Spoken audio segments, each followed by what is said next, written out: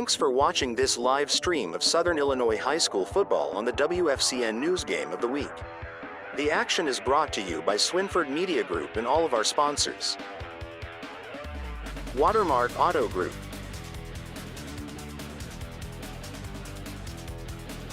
John A. Logan College, Black Diamond Family of Businesses, Illinois Army National Guard, Anderson Boys Trash Service,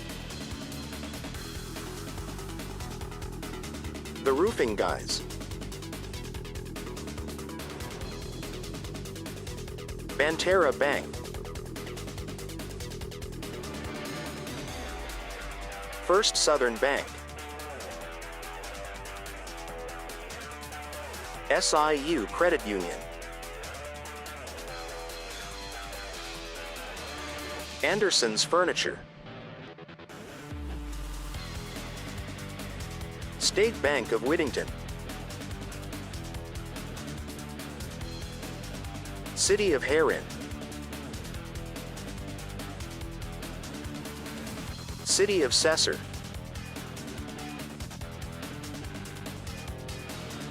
Sam C. Mitchell and Associates, Herrin Unit 4 Schools, Johnston City Unit 1 Schools, Wit and Wisdom,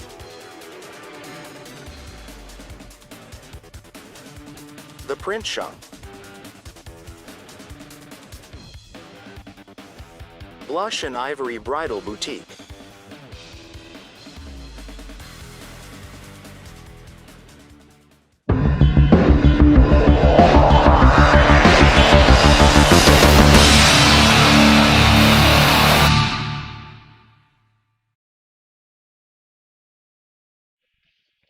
Hello and welcome to the WFCN Southern Illinois High School Game of the Week presented by the Swinford Media Group.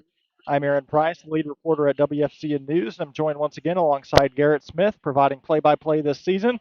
We've made it here to Carroll Kelly Field in Sesser, and we are in for a night of some great football as the CZR Bearcats take on the SVW Red Devils here at their home turf. Garrett, a lot of other great games going on tonight, but this is sure to be a highlight for many reasons. Kind of talk us through what we're going to see tonight. Yeah, it's a really big game because, for one, for starters, a couple of teams looking to get above 500. A couple of teams that are 2-2 and looking to get over that 500 mark and make a push for the postseason.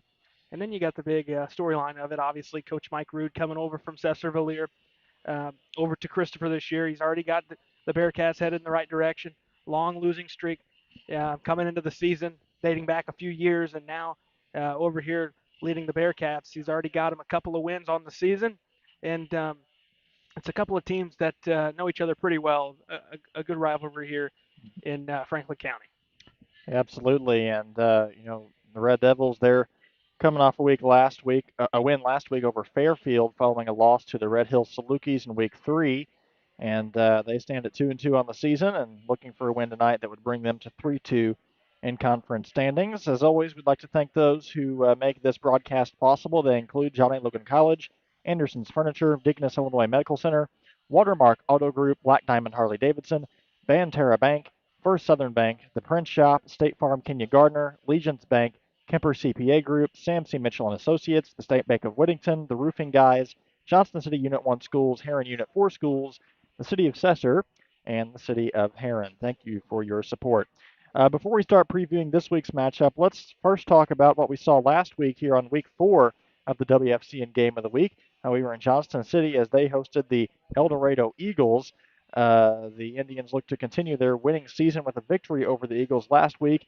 And here's a look at just some of the highlights from that matchup.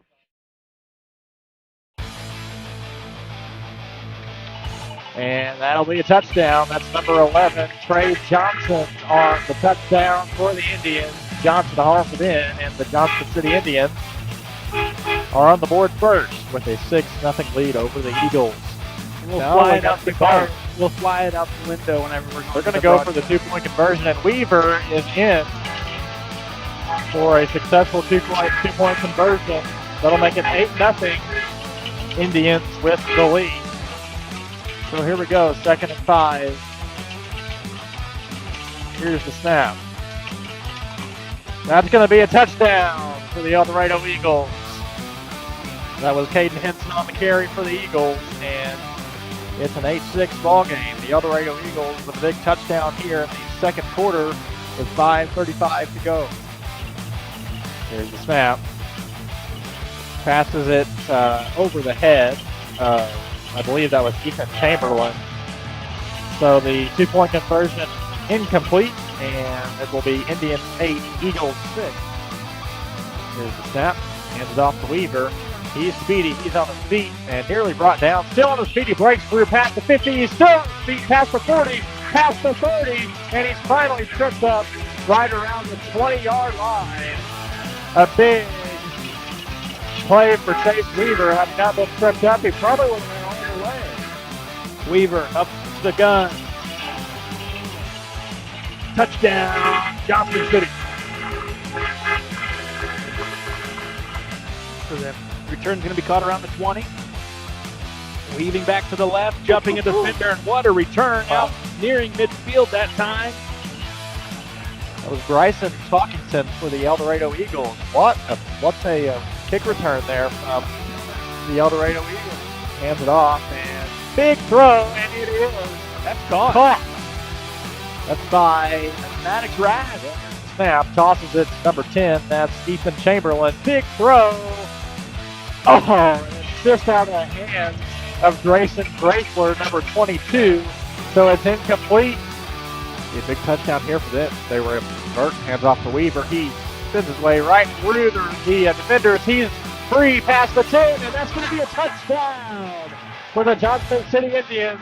Chase Weaver on the 30-yard run. He does it again, and the Johnston City Indians leading this game now 20-6. We're going to go for the 2-point conversion again here, and it will be good. 22-6. Here's the snap, and they're going to be in for a touchdown.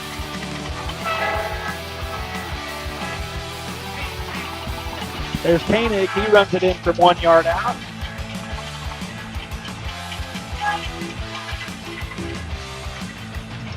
Koenig with a touchdown for the Indians. Makes it a 34-6 lead. Indians are going to go for 2 once again. And that's a successful 2-point conversion. Indian fans are fired up. They have every reason to be. They're moving to 4-0 on the season.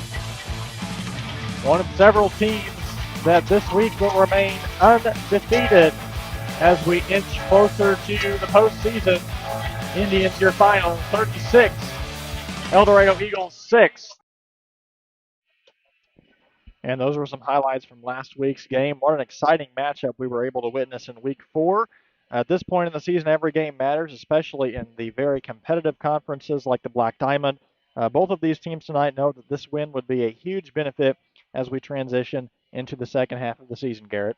Yeah, I touched on it, but yeah, it's two teams really looking to find their footing in a couple of different ways. You know, Sesser looking to bounce back. You know, had a lot of success here in recent years, and you know, at 2-2, that's underperforming for their standards. And then you got a Christopher team who's looking to get back to the postseason for the first time in quite some time. Right. So a couple of teams fighting for their postseason, even though they're right around the midway point in the season. Every game counts, and it's a big one tonight. Absolutely. We're going to have some more previews of tonight's game coming up, including our Watermark Auto Group keys to the game right after this. Stay tuned. You're watching the WFCN Game of the Week. Hi, Wildcat fans. I'm Brad Poole, president of the Watermark Auto Group. I invite you to come experience the fastest, friendliest, and fairest car buying in our little corner of the world. Our friendly sales representatives will provide you, in writing, with our best price, trade value, monthly payments, all within minutes of your request. No pressure, no hurdles, no tricks, and no surprises. Experience the Watermark difference for yourself at Watermark Ford Hyundai or Watermark Nissan of Marion. Fast, friendly, fair. That's Watermark. Curious what's been going on at the Marion Mall? You're in luck. October 3rd and 4th at the Oasis Grand Re-Unclosing, we aren't only showing off our RV and power sports inventory, we're showing off all the that's been going on inside the mall as well. More RVs, more ATVs, more you don't want to miss out. Trust us. Tons of new from the ones who more better. Oasis Power Sports and RV. We more better.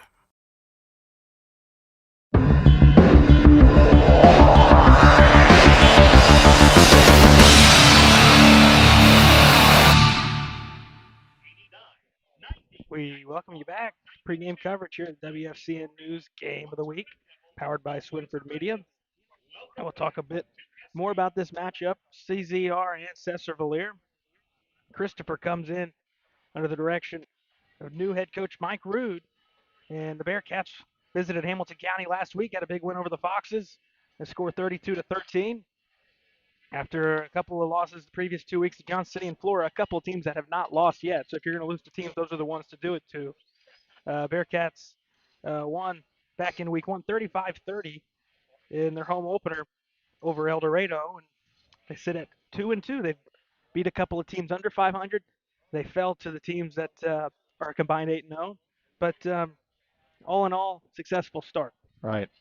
And, this team is something special for everyone who is a fan of the Bearcats. The team has not had one single victory in both their 2023 and 2024 seasons. So starting off this season with a 500 record is a huge accomplishment for a team like this that has historically struggled in recent years. This is their biggest challenge of the season yet tonight against a team that has made several playoff appearances in recent years. It's a rivalry game. They're right down the road from each other. An advantage that both teams do have in tonight's matchup is they know a little about each other's playing style. Coach Rood was a coach most recently at Sesser-Valier, so there are a lot of similarities with the coaching staff of these two teams. We'll see what new head coach Wingo kind of pulls out of his hat tonight on his coaching style. But this game is not only a test for the Bearcats, but also a test for Mike Rood himself. Pulling off a win tonight would be a huge exclamation point on the young season. It would be something, Aaron, because these teams met last year. We were over there to cover that game in the rain. Right. And Sesser won that game 50-6.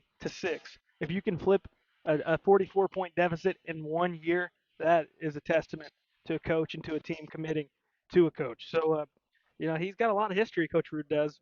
One of the most experienced coached in the area, and especially here on Game of the Week. Graduated at Christopher in '66 and is a Hall of Famer. Currently ranks 20th on the all-time coaching wins list with 262 wins. And previous stops include AJ, Marion, Johnson City, a couple of times over at Vienna Goreville, and obviously Sesser-Valier. But Aaron, you had a chance to catch up with Coach Rood, discuss his team's early season success, as well as take a look at what it means to come back to his alma mater. The things we've discussed is we've accomplished some of the goals that we set, and our camp T-shirt said we have to gain the respect back of the people that we play, because they had lost the respect here. We're everybody's homecoming, and that's not the history of this high school. And so winning that first game, they showed that they're no longer going to roll over. People come to play us.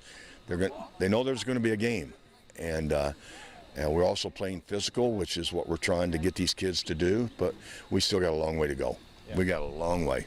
And we could do a full 30-minute interview on your past and what it means to be here for you, but just kind of describe that. I mean, this is your alma mater, your coaching career. I would say it kind of comes full circle for you, coming back to the place where it all started for you, right? It has. I honestly, I stood on that opposite sideline for over 25 years, going against the high school where I grew up. And I didn't see this happening. But when it did come about and I came back, I know what the task is. But yes, it means a lot for me to be back here trying to get my high school program where it was when I was in high school. That's the most important thing to me. And that's your end goal, right? That is the goal. That is the goal, and the administration and our plan was I am to find a mentor to take my place. And we're going to find somebody that when I step down, whether it's after this year or next year, that can keep this program rising to where it should be. What does it say about your character as a coach to actually care about? I mean, there's some coaches that maybe would never, consider, deep in their careers coming back to a place like this. So just talk about how special this place is to you. And then also talk about this game in particular. I mean, you just came from Sesser-Valier, yes. So I'm sure that has some components to it as well for you. Well, first of all, this has always been a special place for me. I mean, growing up as a kid, coming out here and watching football games and basketball games and track meets and participating in all sports. My childhood, my 4 high school years were spent with my best friends here. It means a lot to be back. It means a lot to me if I can contribute to my community. As far as Sesser is concerned, those kids were under the impression, they knew that last year was my last year at Sesser. And I have a granddaughter in St. Louis County, and that's where I was going to go and be an assistant. I didn't care, freshman, sophomore. But when this happened, it's almost like they feel betrayed that he told us there's one place he would never coach, and now he's 8 miles down the road, and it's the rivalry, So I guarantee you they will be sky high when we show up Friday night. Okay, well, we're looking forward to it for sure. Last question for you, Coach. I know season's already flying by, but it's still relatively early in the season, I guess. We're mid-season now, but talk about who are some standouts that you have on your crew this year, this football team. Well, I think as far as there's no doubt Trip Fletcher has done a great job for us as a running back, and then Hunter Hammonds has come on like gangbusters at fullback, which has allowed Fletcher to become a halfback. In our offensive line, I think we have a very good offensive line in Noah Casey and Noah Wilson, Rogan Mitchell, Hoy when he's healthy. So we have some good offensive linemen. Savita's the kid that's had to make the change. I mean, he went 2 years as shotgun quarterback. He threw for over 400 yards last year against Flora, and now he's being asked to basically hand the ball off to running backs, and he's adapted very well. So those are the kids that have really kind of stepped up. Okay, well, your team's already seen progress this season from last year. You're 2-2, and we'll see what happens this Friday night. So appreciate it. Thank you very much, Coach. Thank you. Bud. Thank you. All right, once again, that was CZR Bearcats head coach Mike Rood in his first year as head coach of the Bearcats. Now, on the flip side, the Red Devils are looking to continue the success they have had in recent years. They also have a new head coach this time for the first time in years after the departure of Hall of Famers John Shadowans and Mike Rood.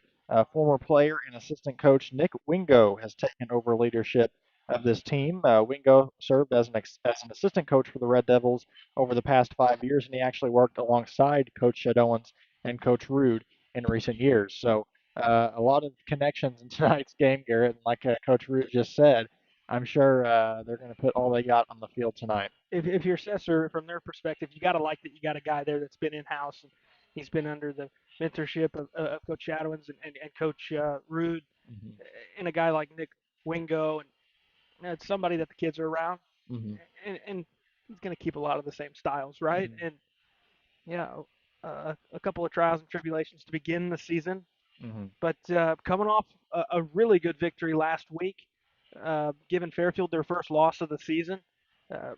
You played some tough opponents early on. If you're Sesser, lost against Flora, lost against Red Hill. Those teams combined just one loss.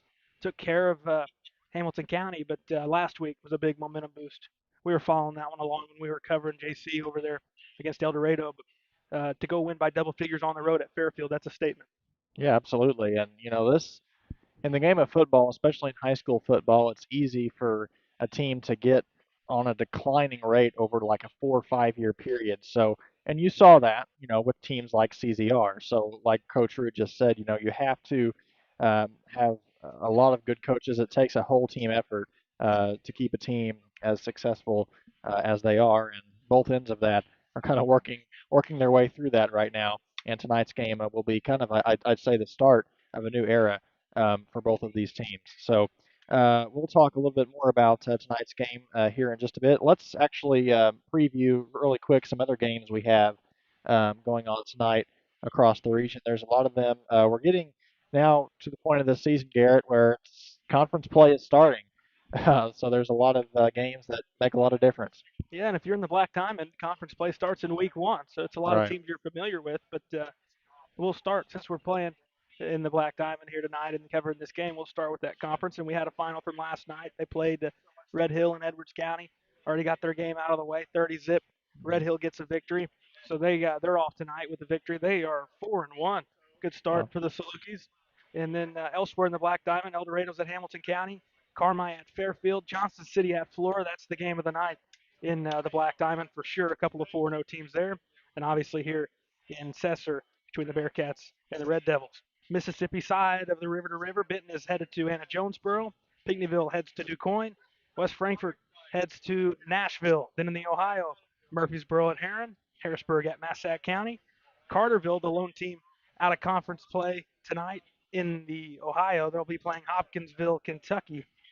A good team out of Kentucky. Could be a tough test for the Lions. South 7, Cahokia at Marion. We'll keep an eye on that one. That's set for a good battle. Winner of that might end up winning the South 7. Another team in the mix for the South 7 title, Centralia. They head to Carbondale. Mount Vernon, non-con game tonight against Belleville-Altoff. And that'll wrap up what we're looking at on our slate for this Week 5 Friday night. All right. A lot of interesting games out there tonight. Thank you very much, Garrett. We're going to take a very brief break. We'll be right back with the Watermark Auto Group keys to the game. You're watching the pregame show here on the WFCN Game of the Week.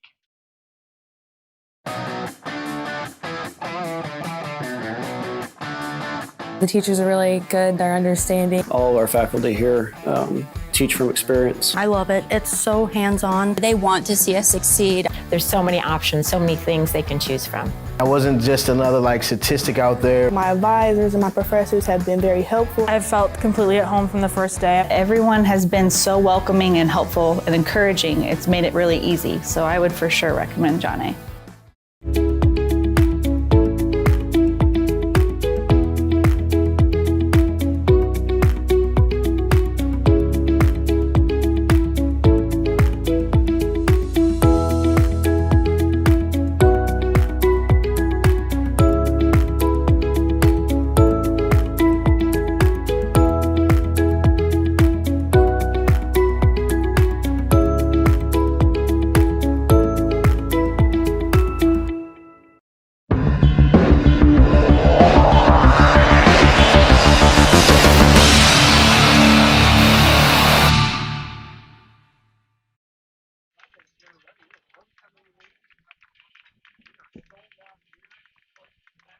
Welcome back to the WFCN Game of the Week, and the Sesser-Valier-Waltonville Red Devils making their way out to the field right now. This is the pregame show here on the WFCN Game of the Week.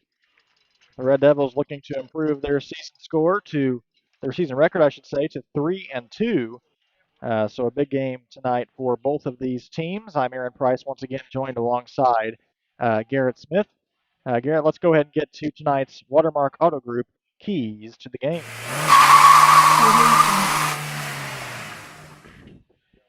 All right, keys to the game. We'll begin with the Bearcats of CZR, and pretty simple. I'm going to go with follow the leader. We've talked about Coach Rude quite a bit. He obviously has a good game plan in place to turn this program around in the blink of an eye. And so if the players can go out, do their individual task at hand, take care of themselves, not worry about outside noises or anything else outside of what their main goal is as an individual, and do what Coach Rude's asking of you, I think they got a good shot. So follow the leader if you're CZR. And then for Sesser, you got to break the trend. This is a difficult place to play. At least it has been. This year, Sesser's yet to win here. And that's something that's unheard of, unprecedented, in recent years. They've got to break through. They've got to find the end zone. They've struggled to score points here. Just 20 points in 2 games here. This is a tough place to come play if you're a road team. Find the end zone early. Got to break that trend. Got to get in the end zone. Got to get a win tonight if you're Sesser. Yeah, it'll be interesting to see what they do tonight. We're going to take another brief break for the national anthem. We'll be right back. You're watching the WFCN Game of the Week. Your dream wedding gown awaits at Blush and Ivory Bridal. the most recommended bridal boutique in Southern Illinois. At Blush and Ivory, you won't be lost in the crowd. With every private appointment, the entire boutique is yours. Just you, your loved ones, and your personal stylist. Together, you'll discover a curated selection of gowns, veils, and accessories to create the bridal look you've always imagined. And say yes to the dress that brings out the bride in you. Schedule your private appointment today at Blush and Ivory Bridal, 307 North Market Street in Marion. Call 618-982-926. Hi, I'm Tyler Young with the print shop here in Marion. We're on the square. We just got done doing some perforated vinyl here at Swinford Publications. So this is the vinyl that you can see out, but people can't see in, and it gives a nice little look and feel to a number of different kinds of businesses. So come see us at the print shop. We're at 1112 North Carbon, next to AutoZone behind Hardee's.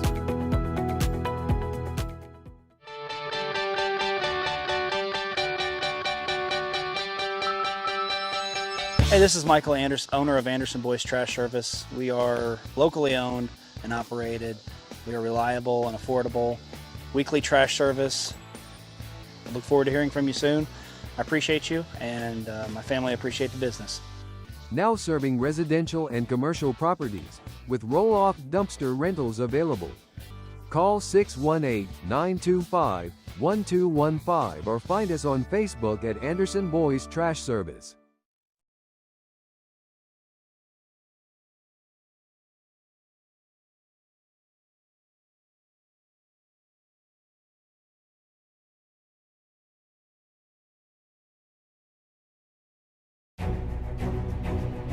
My part-time service in the Army National Guard gives me a lot of opportunities. I have the ability to serve close to home, wherever that may be in the volunteer state. It also provides tuition benefits, making it possible to get the education I've always wanted. And since my service is part-time, I can pursue my dream job in the career field I choose. With part-time service in the Army National Guard, I really can have it all. Visit NationalGuard.com to find out more.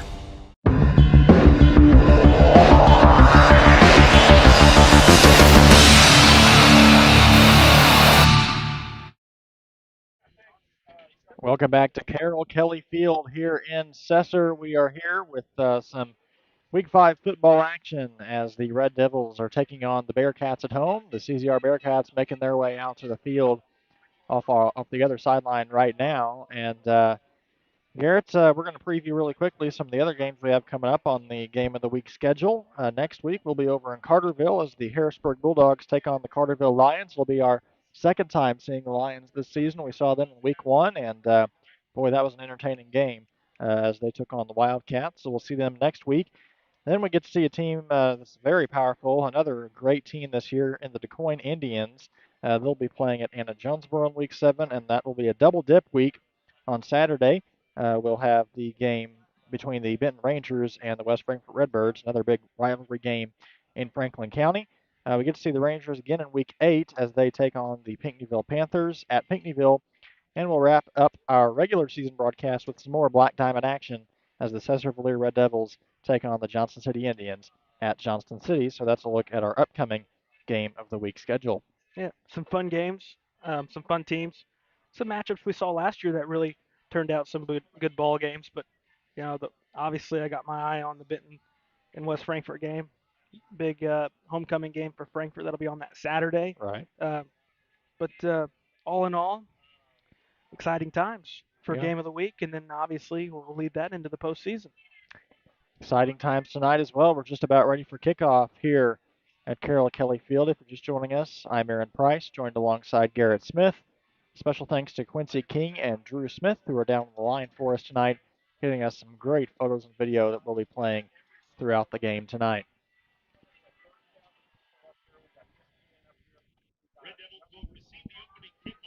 So the Red Devils will receive the opening kickoff tonight.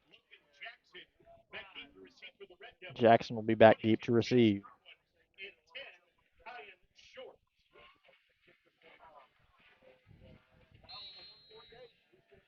Yeah, Christopher on the road in all whites. And then for Sesser, I have the maroon lids, maroon tops with the gray pants.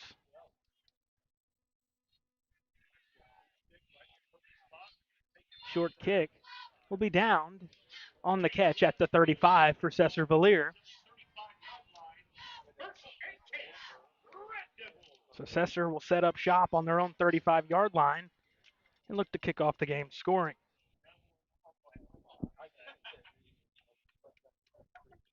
Mentioned it briefly. Very important for Sesser here tonight. 0-2 here in a difficult place to play. I think that puts more importance on them scoring the game's first touchdown, Aaron. Yeah, we talk about it each and every week. The team that can get on the board first, not just with maybe one touchdown, but even more than that, multiple to start the game, typically has the, not typically, always has the higher odds of winning that game. So Jace Irwin with the direct snap, and he's wrapped up for a 2-yard loss. Looks like they've got it marked now at the 33. First play, but a great start for the Bearcats. So it'll be 2nd and 12 now on the 33-yard line. And that Irwin, that's a name we saw last year, had a lot of success in this respective game last year whenever we covered it over in Christopher. Looking to get him going immediately. He's stalled, at least on the first play. And now we see the quarterback, Trace Payne, in there in the shotgun. Handoff Irwin. He's going to break a couple of tackles, fall forward, not a whole lot, maybe 4 yards. They give him 5. It's going to bring up a 3rd and long right out of the gates. It'll be 3rd and 7 for the Red Devils. Early defense working out well for the Bearcats.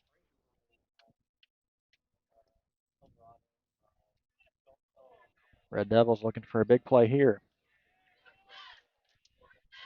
Yeah, negative play out of the jump really sets you back if you're an offense. So a good positive 5 yards there, but now they need 7.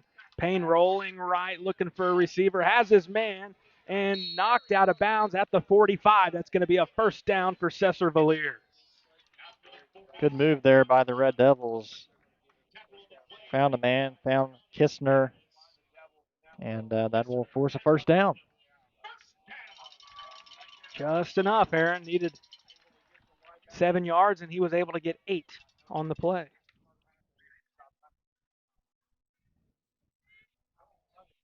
So Payne's first test, he passes fairly easily. Now they'll go handoff Irwin.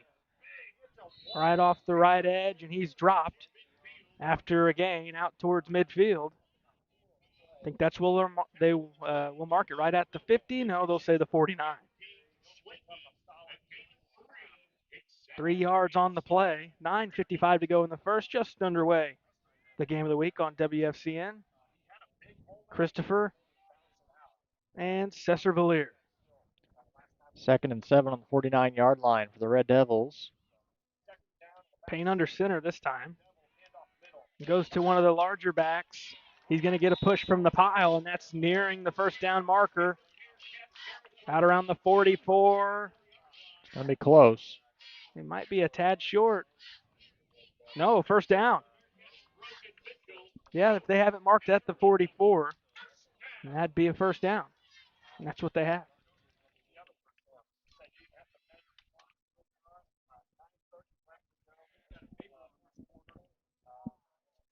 Another first down for the Red Devils on the 44. 9:23 left here in the first quarter. Payne end around to Irwin. He breaks free. 1 man to beat. He's knocked out of bounds. But he's in. Just before forced out. Irwin from 44 yards out gets Sesser on the board. So the Red Devils strike first on a touchdown from Irwin, and they're going to set up here. We'll see what they do. And like we just said, Garrett, scoring early is a great advantage, and they'd love to have some more of that early in this game.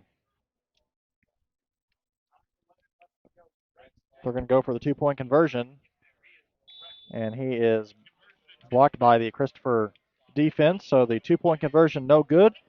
Red Devils 6, Bearcats 0. More football coming your way right after this.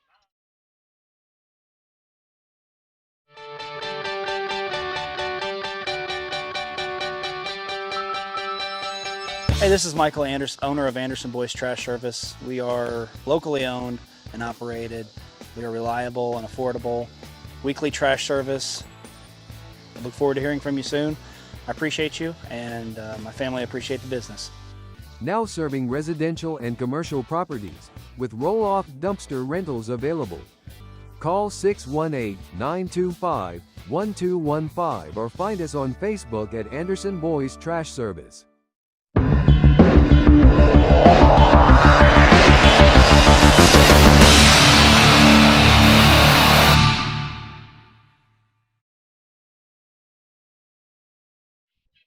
Welcome back to the WFCN Game of the Week here on the Swinford Media Group. The Red Devils have struck in first, and they lead the Bearcats 6-0.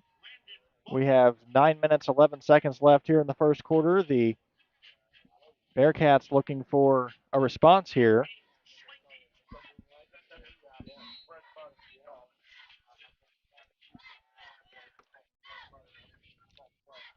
Low ground ball kick, knocked off a Bearcat, but jumping back on top of it at maybe the 38.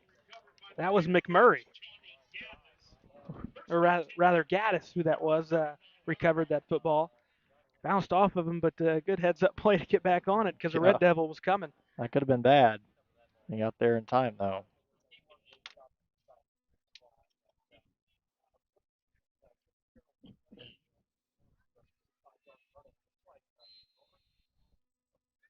So the Bearcats will set up 1st and 10 at the 39-yard line.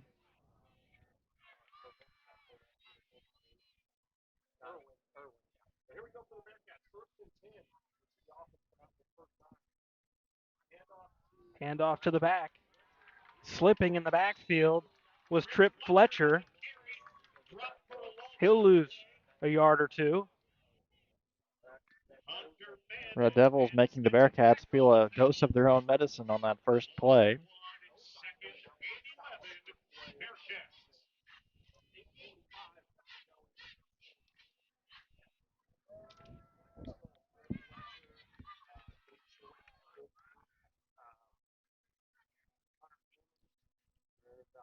It's Landon Savita with the handoff.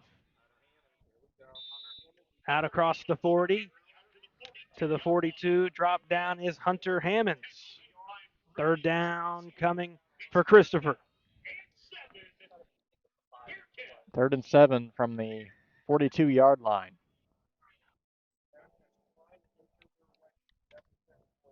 See if they can do what the Red Devils did here, and they were in a very similar situation on that last play, but they broke through.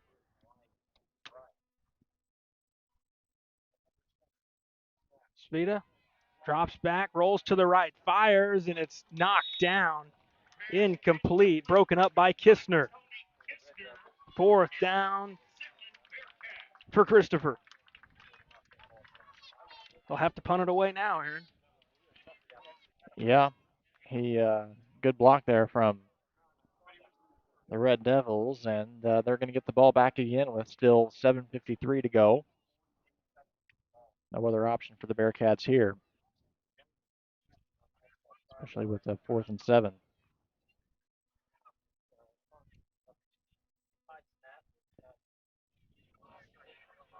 This punt goes straight up in the air and gets to about the opposite 45 where it's down, maybe the 47. So good starting field position coming up for Sesser-Valier.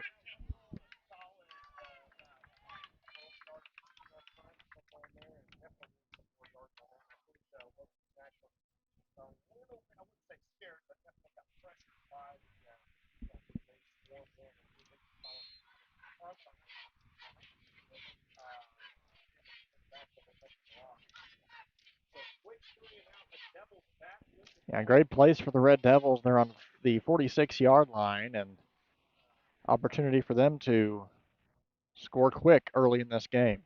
Yeah, a chance to put some real pressure on. And here's Irwin. Going to power forward out across that center logo at midfield. Down to the 47-yard line. So a good gain of 7 yards from Irwin. 2nd and short, a lot of options here for Sesser.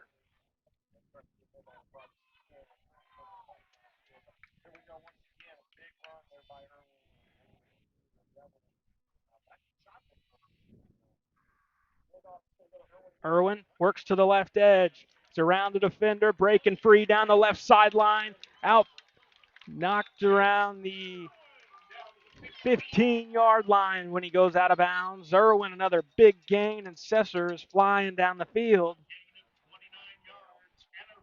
Already with a one-score lead. Yeah, as we said, Garrett, points add up quickly early in these games. Red Devils with a big opportunity here to blow the score open here early.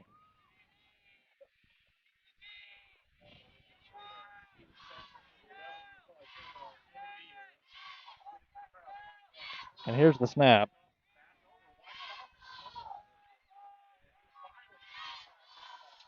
Nowhere to go this time. Couple of yards will be picked up.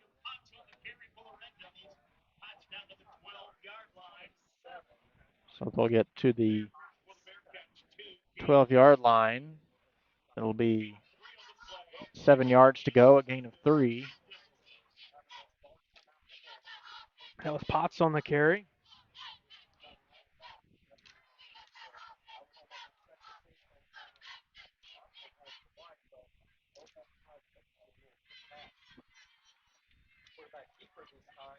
Keeping it is the quarterback. Down near the goal line is Payne.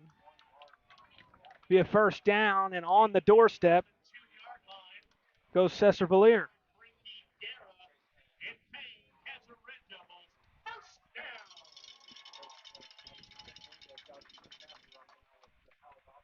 Testament to the Red Devils offense here early in this game. 5:30 to go here in the first quarter, and they're already on the doorstep of double digits.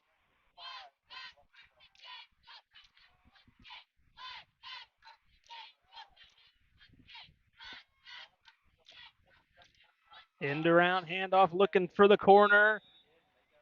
And in the end zone goes Potts.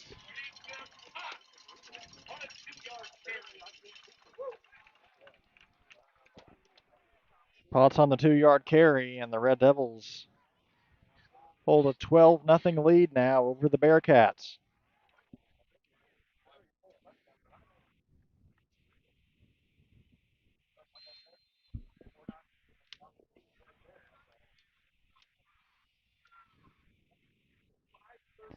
See what the Red Devils do here. They went for the 2-point conversion but failed the first time.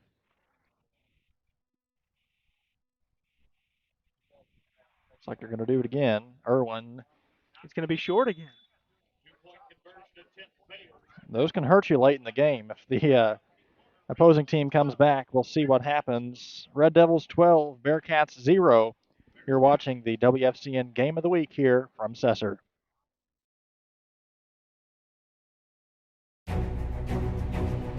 My part-time service in the Army National Guard gives me a lot of opportunities. I have the ability to serve close to home, wherever that may be in the volunteer state. It also provides tuition benefits, making it possible to get the education I've always wanted. And since my service is part-time, I can pursue my dream job in the career field I choose. With part-time service in the Army National Guard, I really can have it all. Visit NationalGuard.com to find out more. I'm excited to represent Southern Illinois when playing basketball for SIU, and it's important to me to give back to this region. That's important to BankFirst Bank also, and it's one of the reasons that I'm proud to be a customer. They support their communities, and with their mobile app, I can check my accounts, make payments, and more, all on my time. Plus, they offer a Saluki Visa debit card that supports SIU scholarships and athletics. That was an easy one for me. BankFirst Bank, official partner of Saluki Athletics. Welcome back to the WFCN Game of the Week. Bearcats with another chance to answer. 2 early touchdowns from the Red Devils. Just over 5 minutes to go here in the first quarter, and they're going to set up at the 38-yard line. That's where they'll take over 1st and 10. Mike Root and the Bearcats looking for an answer here. They need it now. Red Devils with 2 big touchdowns early in this game, but they do have 2 failed 2-point conversion attempts.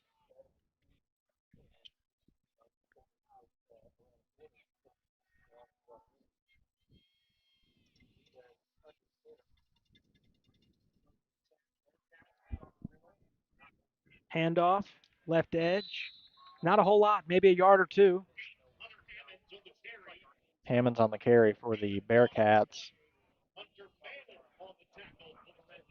So that will be a gain of 1, 2nd and 9.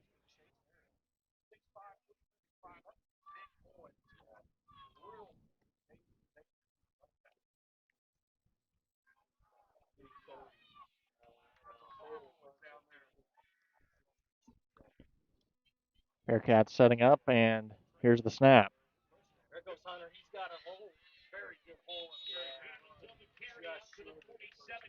So he'll be out at the 47-yard line. It'll be a 3rd down and 2 for the Bearcats. We'll see what play they're able to draw up here. They need to get a 1st down here. That would be crucial to staying in this ball game early. Yeah, big play. First quarter, but you need it. You need to keep the offense on the field. Sesser's offense already in a rhythm.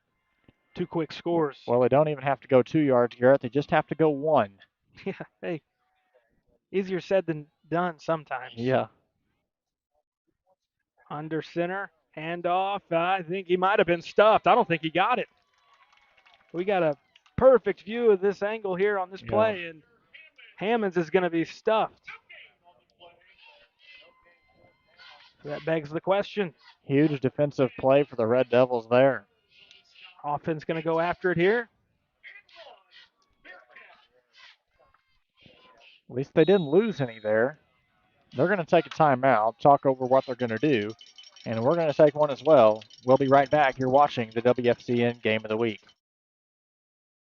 Black Diamond Harley-Davidson presents Why I Ride. Hi, I'm Les Ingram, and this is Why I Ride.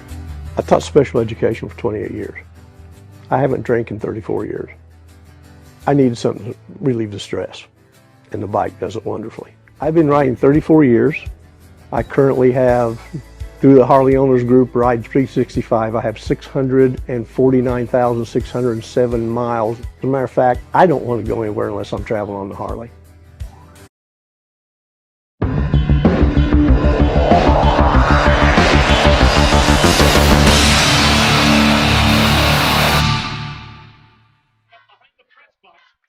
Welcome back to the WFCN Game of the Week. A big play here for the CCR Bearcats.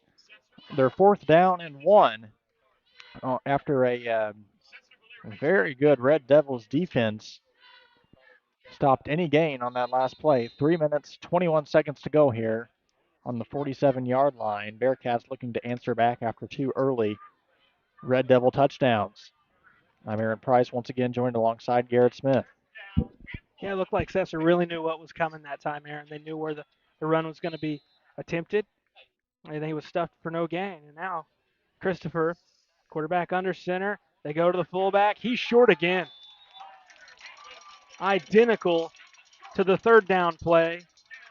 It's going to be a turnover on down. Sesser-Valier will take over with 3:17 on the timer in quarter 1. Past midfield with a 12-0 lead. Christopher had 2 cracks at it, getting 1 yard.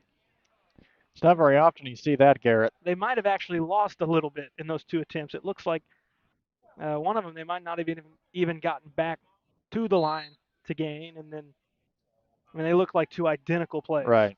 Yeah, I mean, 9 times out of 10, you're not going to see a team on 2 plays unable to gain a yard, but does not work in the Bearcats' favor. Rolling out, receiver downfield. The connection, it's hauled in. Payne hits short, who tiptoes the sidelines, goes out at the 24-yard line. Good pitch and catch from quarterback to receiver. Nice play action there. He rolled out of the pocket, found his man downfield. I don't know how he kept the foot in bounds, but he did. Yeah, Red Devils are rolling here early.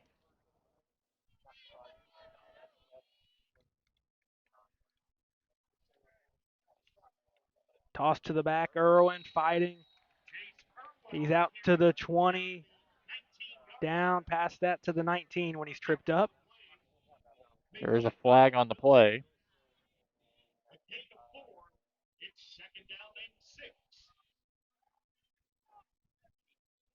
I don't see a flag. Maybe they picked it up. That might have been what I heard. He said, when PA announcer here, I thought I heard flag on the play. No flag on the play.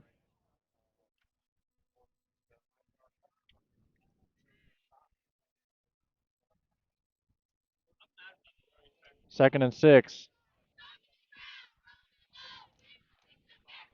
End around to the left side, breaking a tackle out past the 15 is Potts.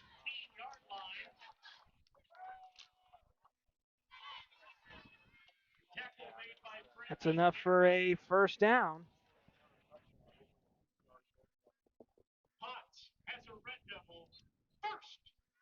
Impressive start from Sesser's offense, Aaron. They incredibly impressive start. Cruise down the field.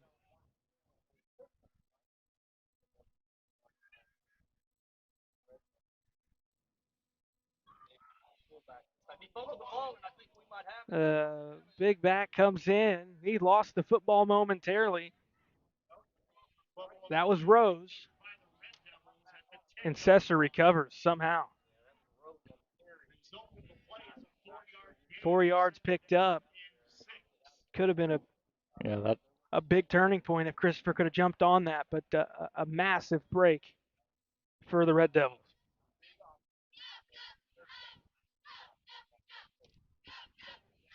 So the Red Devils find themselves around the red zone for the third time here in the first quarter. Irwin cuts upfield inside the 5. It'll be a first down and goal at the 3.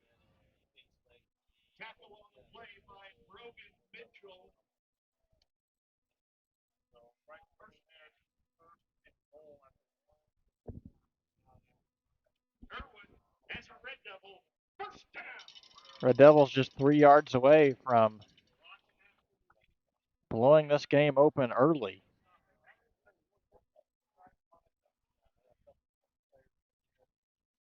Payne, he'll keep, he'll toss to the end zone. He's got his man, and it's brought in by Short.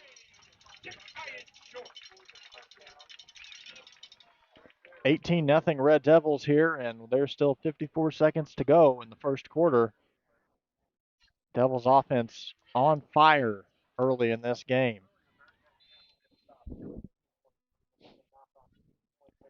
Red Devils have had 2 failed 2-point conversions so far. See how they do on this one.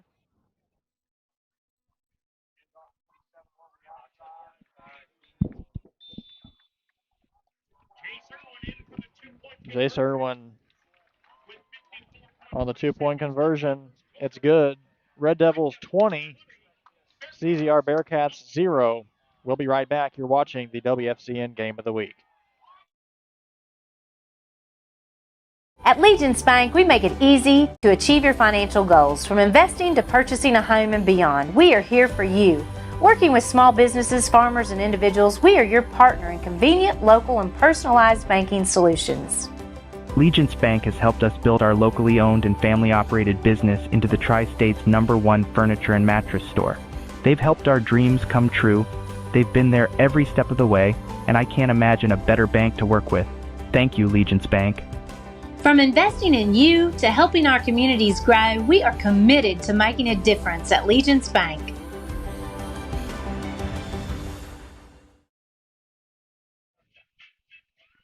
Welcome back to the WFCN Game of the Week. Almost done with the first quarter, and the Red Devils are a team to reckon with here early. It's 20-0. I got an idea, Aaron. How about some updates from some other places? I love that. Undefeated West Frankfort trailing 14-0 in Nashville early in that one. So the Redbirds want to stay undefeated. Going to have to make a comeback.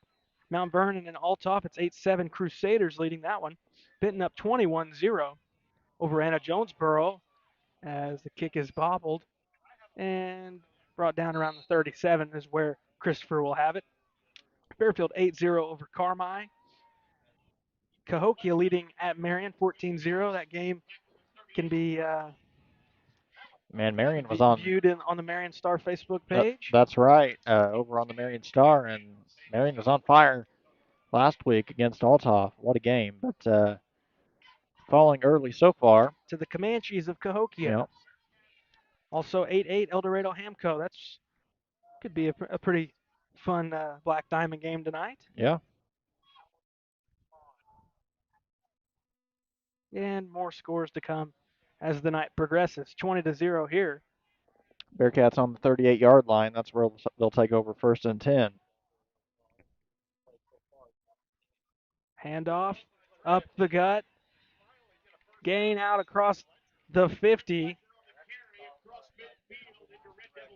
That's Trip Fletcher. And I'll say this, it is the Bearcats need a spark here to get going, obviously, but if there's any coach that I have confidence in this area to get this team back in the game, it's Mike Rood. So we'll see what they can do. 20 seconds, timer running low in quarter one. Another running back gets the handoff. That's Hammonds again. He's to the 47. And the time is winding down here in the first quarter. They're going to let the timer expire, and we are going to take a break. It's 20 Red Devils, Bearcats 0. We'll be right back with the second quarter here on the WFCN Game of the Week. We want to help students when they come right out of high school, but we're also here for the adults. After high school, I went to my local community college, and after my first semester, realized that I wasn't quite ready to go to college. And I went back to work in construction for roughly about 15 years. And at the same time, I took classes at community college. It's this idea that you can go back to school at any time for anything, and that's what a community college does for you. That's what John A. Logan does for you.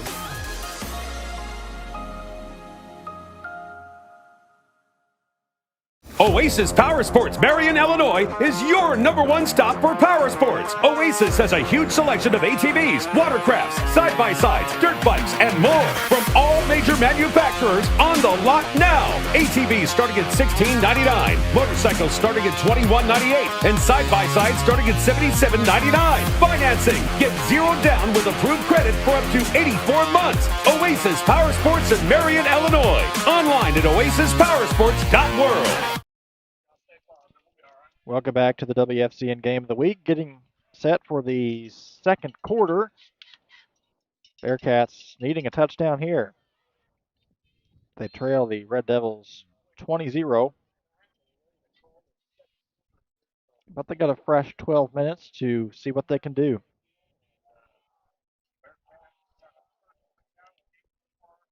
Yeah, good positive into the period.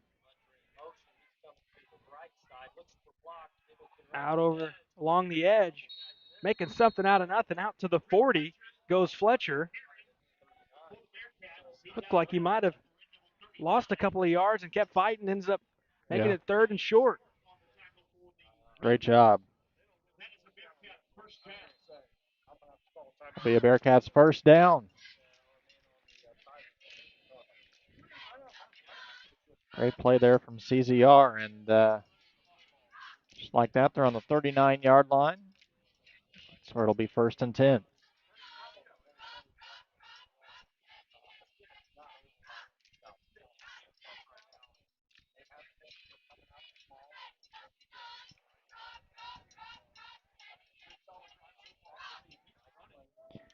And here's the snap. Oh, it's stuffed in the backfield. Hunter Mannon got into the backfield immediately. A big loss. He blew up the backfield that time. Yeah, that's a loss of 2 for the Bearcats, 2nd and 12. At least that didn't happen on a 3rd down for him, though.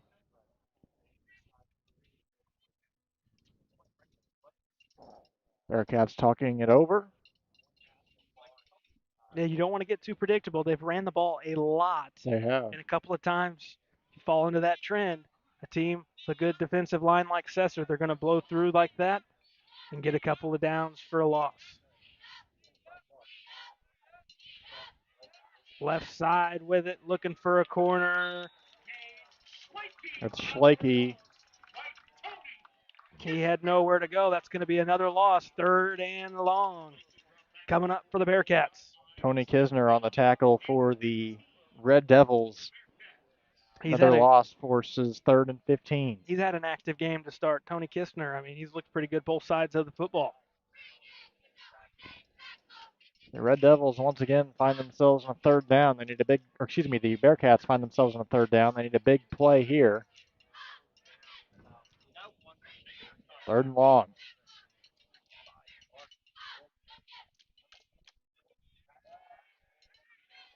Savita with it, looking for room. There's nowhere to go. He finally gets smashed out of bounds at midfield. Another big loss. Loss of 6 this time. It's 4th. And, well, what would that be? 4th and long. 4th and 20, 4th and 21 Yeah. maybe? 20, they'll say. 4th and a lot. How about that? Yeah. Great defensive showing from the Red Devils.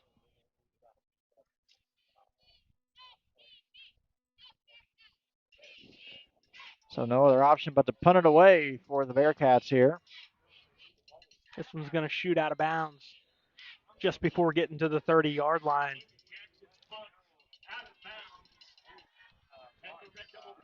And at the 31, it looks like. And the Red Devils have had a little bit of advantage on where they're able to set up tonight. I mean, punts haven't been optimal for the Bearcats, so that can help out a team a lot too, especially early in a game like this. Any other score updates we have, Garrett? We mentioned the Nashville-Frankfurt 14-zip Hornets. Pinckneyville up on DuQuoin 7-6 early in that game. 8-7 Althoff over Mount Vernon. 8-0 Johnson City over Flora. 8-0 Fairfield over Carmi. 28-zip Benton over AJ. 6-0 Murphy over Herrin. 14-7 Marion on the board against Cahokia. Trip Fletcher on the tackle once again. 2nd and 7 now.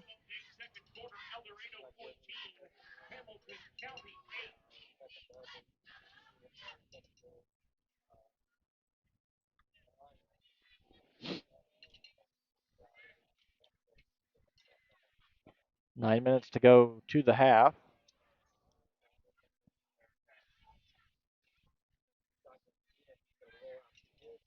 Payne has his man and dropped immediately, but hanging on for a good catch is Short.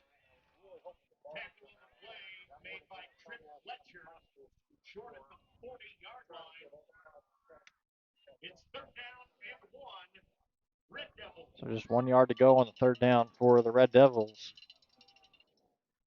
I was on the 40-yard line.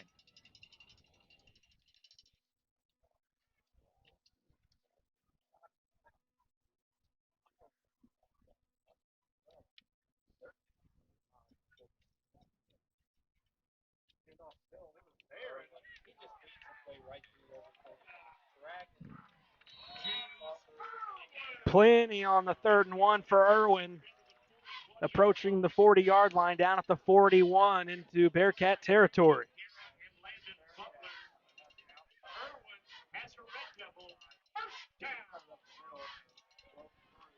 How about Jace Irwin? He's had a great showing tonight for the Red Devils. He's pretty quick and a little bit of separation. He likes to work east and west a lot. That time he just went right through the hole, and no issues for him picking up the yard and many, many more. Edge around, handoff. Stetson Packer on the carry. Another good gain on 1st down. A gain of 2nd and 3 now for the Red Devils.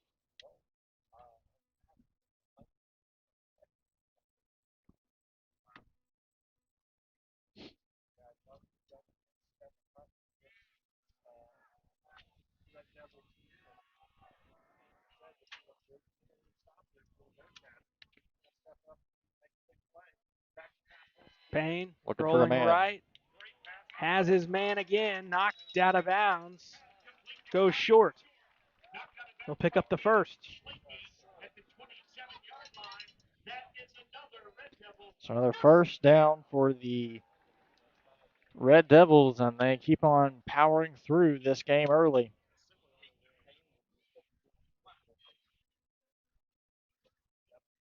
No, this is a team we mentioned in the pregame show, Garrett, that has seen a lot of postseason success in recent years, and at this point in the season, you're already getting your eyes on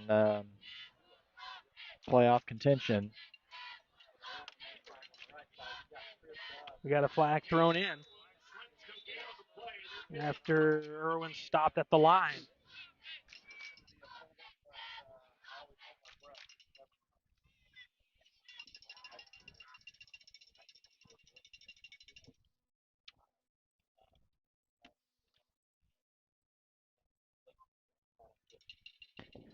Refs talking over the flag.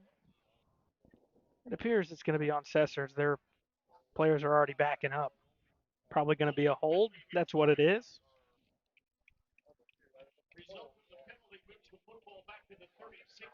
So that'll move them back to the 36-yard line. It'll be 1st and 20 for the Red Devils. Good time for the Bearcats to take advantage of this and get the ball back in their hands.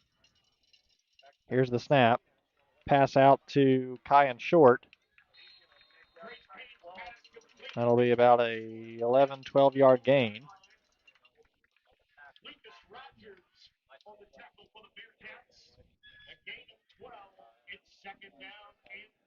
Second and 8 now for the Red Devils. Yeah, and they're in no rush. No need to be. No.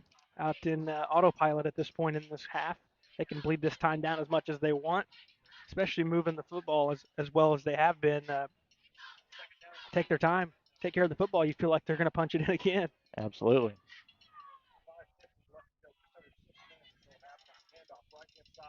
Hands it off to Irwin, and he is taken down fairly quickly, maybe a gain of a yard or so.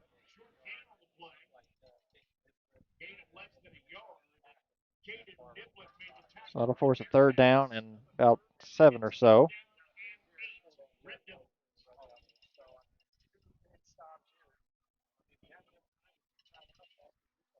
Great chance for the Bearcats to get a stop here. They need some energy, and they need it now. Can't let this game get too far away from them if they want to have a chance at winning this one.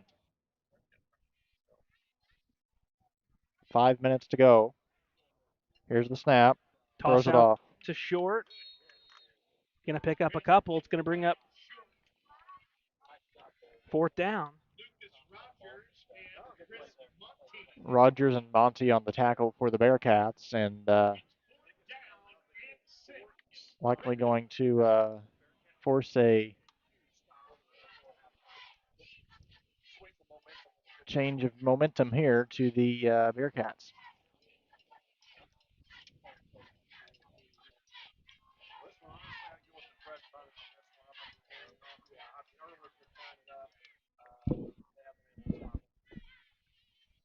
Payne dropping back, looking to the left. Has his receiver out to the 15. That's going to be enough for a 1st down. That's going to be good enough. Needed the 16, and he got to the 15. 4th down conversion for Sesser. Worked out for him in that case, and you know, if you have a cushion like the Red Devils do right now, you can afford to go for some 4th down attempts, but doesn't always work out for you, but it certainly did on that play. 3:45 to go here in the first half. Here's the snap. Irwin on his feet, and he's brought down right around the 12-yard line. Yeah, nothing crazy, but you keep picking up 3-4 a play. That's going to add up, and it's really contributed to a lot of time coming off the clock, and it's allowed Sesser to slow their game plan down on offense and work at their own pace. It's worked really well for them here in the second quarter.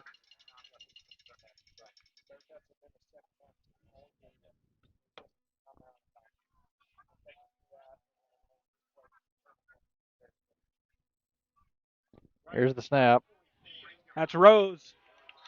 No one can stop him.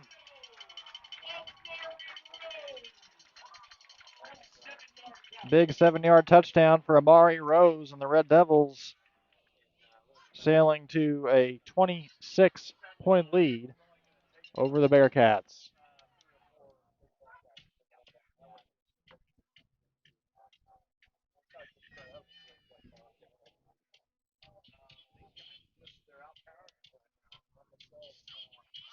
Pretty impressive. Another different score here. Irwin's going to try to push it in. They're short again. Well, if there's one thing that's not working out for the Red Devils tonight, it's the 2-point conversions. They have 1 of 4. Yeah, they're a 25% conversion rate. That doesn't matter. It's 26-0. We'll have more football coming up right after the break. You're watching the WFCN Game of the Week. Curious what's been going on at the Marion Mall? You're in luck. October 3rd and 4th at the Oasis Grand Re-Unclosing, we aren't only showing off our RV and power sports inventory, we're showing off all the that's been going on inside the mall as well. More RVs, more ATVs, more You don't want to miss out. Trust us. Tons of new from the ones who more better. Oasis Power Sports and RV. We more better. I'm excited to represent Southern Illinois when playing basketball for SIU, and it's important to me to give back to this region. That's important to BankFirst Bank also, and it's one of the reasons that I'm proud to be a customer. They support their communities, and with their mobile app, I can check my accounts, make payments, and more, all on my time. Plus, they offer a Saluki Visa debit card that supports SIU scholarships and athletics. That was an easy win for me. BankFirst Bank, official partner of Saluki Athletics.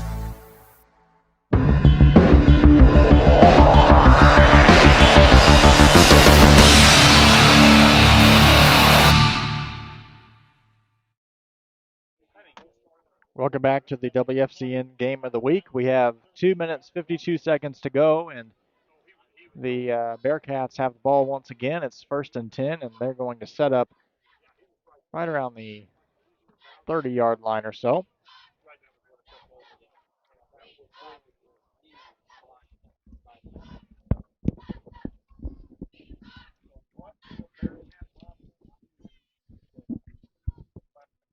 Bearcat offense working with a little under 3 minutes here. They'd like to get something on the board going into the second half. They're going to set up on the 36-yard line.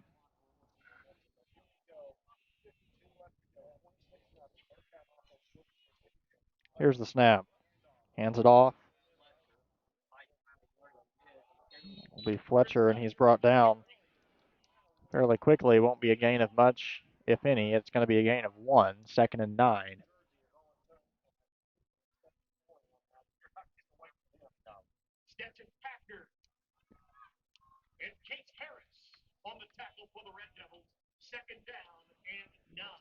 Bearcats would love to have a big play here.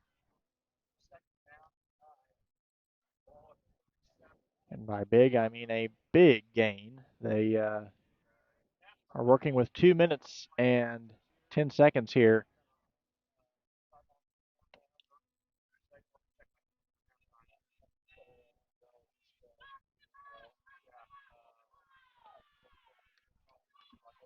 Johnson City 16-0 over Flora in a battle of unbeatens.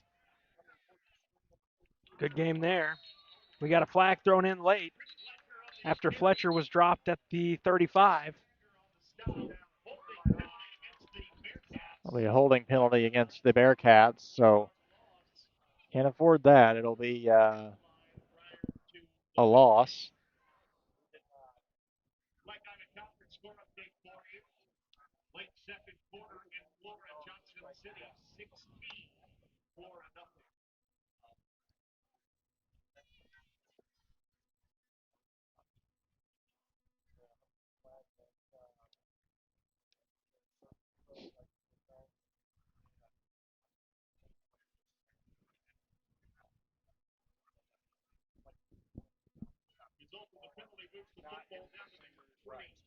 So the penalty will move the football to the 26-yard line.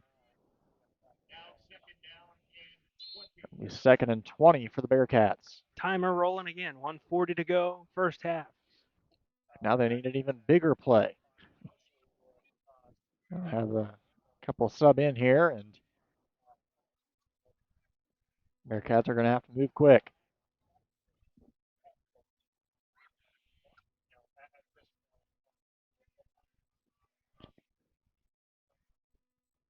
They're set up, and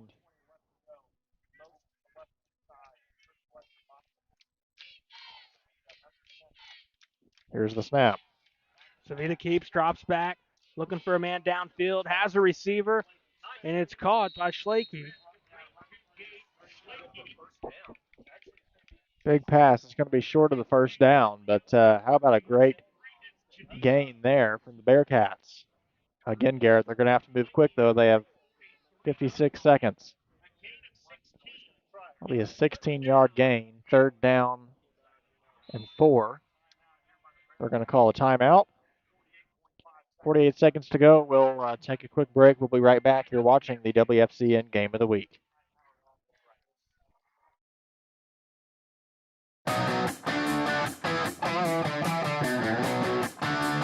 The teachers are really good, they're understanding. All of our faculty here teach from experience. I love it. It's so hands-on. They want to see us succeed. There's so many options, so many things they can choose from. I wasn't just another statistic out there. My advisors and my professors have been very helpful. I've felt completely at home from the first day. Everyone has been so welcoming and helpful and encouraging. It's made it really easy. So I would for sure recommend John A. Welcome to Wit and Wisdom, located at 202 North Market in downtown Marion, Illinois. We're open Tuesday through Saturday, 10 to 5. Stop in and check out our spirit wear, custom tees, embroidery services, and more, all in a historical boutique setting. Check us out anytime online at www.witandwisdomstore.com.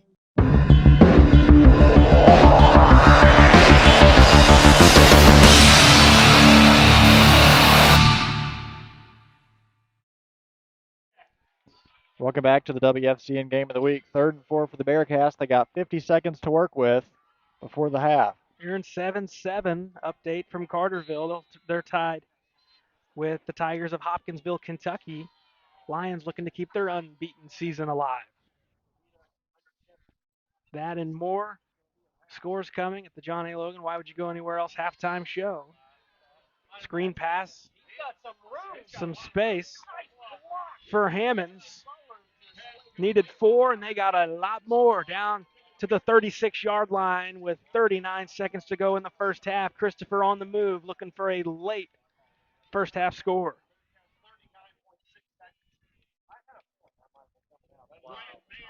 They'd like to put something on the board here, and they are a dominant second half team, so there's a little chance they could make it interesting if they get the right things together late in this game. We'll see what happens. Clock ticking now past 20 seconds. He's looking for a man way back. Finally Huge throw. gets rid of it, and it's in and out of the hands of Hammonds. A lot of time comes off the clock. 13 seconds remaining in the first half.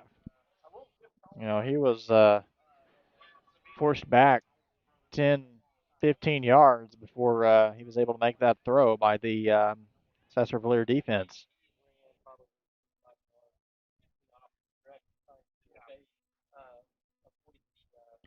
Wasn't a horrible throw, just no, it was right through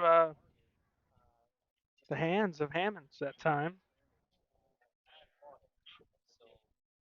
It's just 13 seconds now before the half. Bearcats need a big play here. Man motions to the left. Savita rolls back in the pocket, dumps it out, and lit up immediately is the back. Fletcher. 5 seconds on the timer. Looks like we've got a timeout. Timeout by Christopher. 5 seconds to go in the first half. Yeah, we'll keep it here. And any other updates that stick out to you yet, Garrett? Let's see. Pull up a few. We mentioned the one 7-7, Carterville and Hopkinsville. Nashville still 14-0 last check over Frankfort. DuQuoin up 12-7 now, just scored. They lead Pinckneyville. 15-all between Althoff and Mount Vernon. Johnson City 16-zip over Flora. Fairfield 16-zip over Carmi. Murphy 14-0 over Herrin.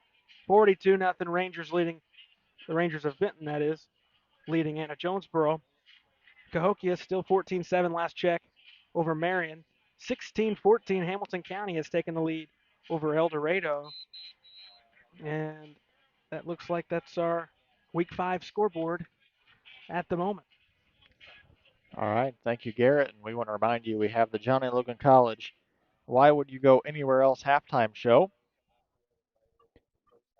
Keep it right here on the Game of the Week. No reason to go anywhere else, right? Absolutely. Flora's actually just scored, by the way. Oh, really? 16-6. We'll see if they go for two to make it a one-score game. 3rd and 15 for the Bearcats. They need a miracle here. Yeah, looking to throw something up, maybe even get a penalty where they can get an untimed down. But here's Savita. He's going to keep it. Not a lot of options. He'll toss it out to his back before being tapped out of bounds. Picking up a couple is Schlakey, but that's going to end half number one. Sesser-Valier 26, Christopher 0. This is the WFCN Game of the Week, powered by Swinford Media.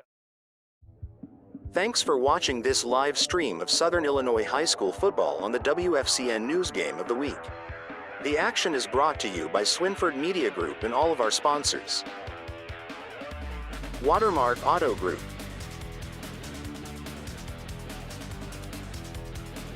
John A. Logan College, Black Diamond Family of Businesses, Illinois Army National Guard, Anderson Boys Trash Service, The Roofing Guys, BankFirst Bank, First Southern Bank, SIU Credit Union, Anderson's Furniture, State Bank of Whittington, City of Herrin, City of Sesser,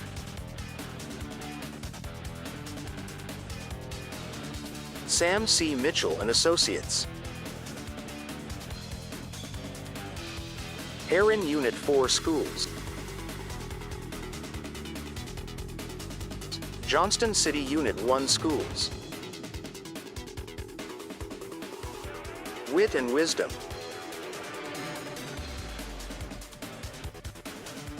The Print Shop, Blush and Ivory Bridal Boutique. Hi Wildcat fans, I'm Brad Poole, president of the Watermark Auto Group. I invite you to come experience the fastest, friendliest, and fairest car buying in our little corner of the world. Our friendly sales representatives will provide you in writing with our best price, trade value, monthly payments, all within minutes of your request. No pressure, no hurdles, no tricks, and no surprises. Experience the Watermark difference for yourself at Watermark Ford Hyundai or Watermark Nissan of Marion. Fast, friendly, fair. That's Watermark. Once upon a time, there was an angry man with a few sprigs of golden hair. They called him Tony No-Locks. Tony No-Locks wanted to find the perfect pre-owned motorcycle that was just right. So off he went to visit Black Diamond Harley-Davidson. So Tony Nolocks jumped on a pre-owned Road Glide at a great price. Ah, this is just right, he exclaimed. Find what is just right for you and your family at Black Diamond Harley Davidson.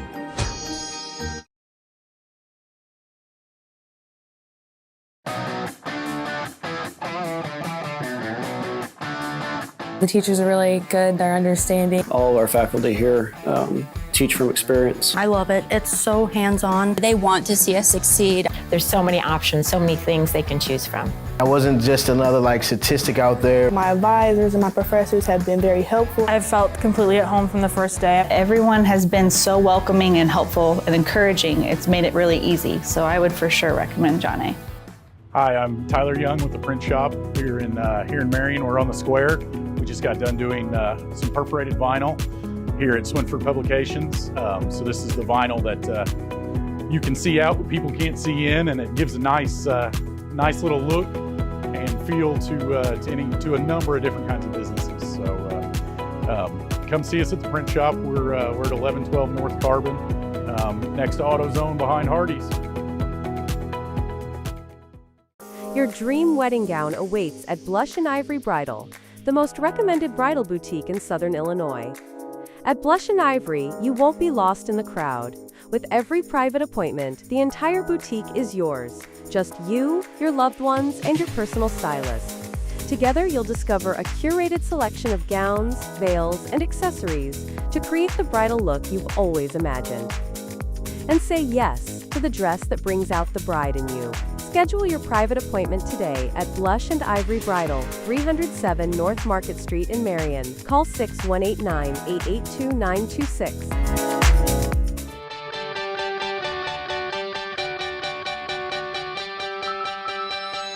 Hey, this is Michael Anderson, owner of Anderson Boys Trash Service. We are locally owned and operated. We are reliable and affordable. Weekly trash service. I look forward to hearing from you soon. I appreciate you, and my family appreciate the business. Now serving residential and commercial properties with roll-off dumpster rentals available.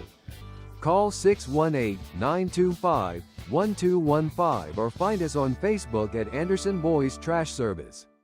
Welcome to Wisdom, located at 202 North Market in downtown Marion, Illinois. We're open Tuesday through Saturday, 10 to 5. Stop in and check out our spirit wear, custom tees, embroidery services, and more, all in a historical boutique setting.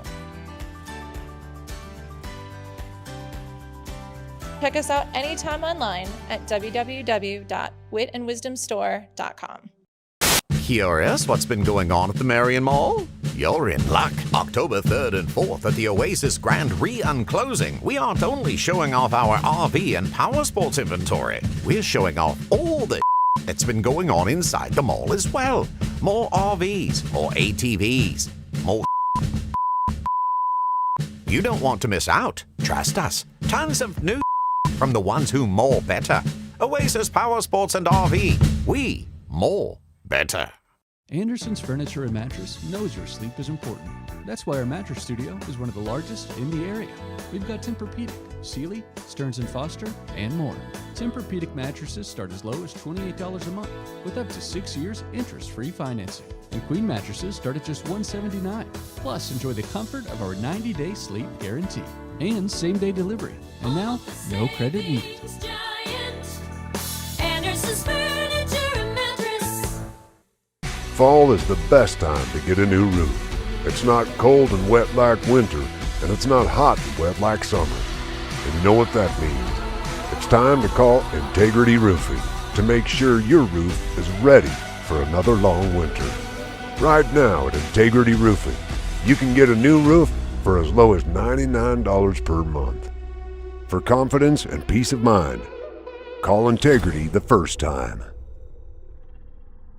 Oasis Power Sports Marion, Illinois is your #1 stop for power sports. Oasis has a huge selection of ATVs, watercrafts, side-by-sides, dirt bikes, and more from all major manufacturers on the lot now. ATVs starting at $16.99, motorcycles starting at $21.98, and side-by-sides starting at $77.99. Financing, get 0 down with approved credit for up to 84 months. Oasis Power Sports in Marion, Illinois. Online at oasispowersports.world.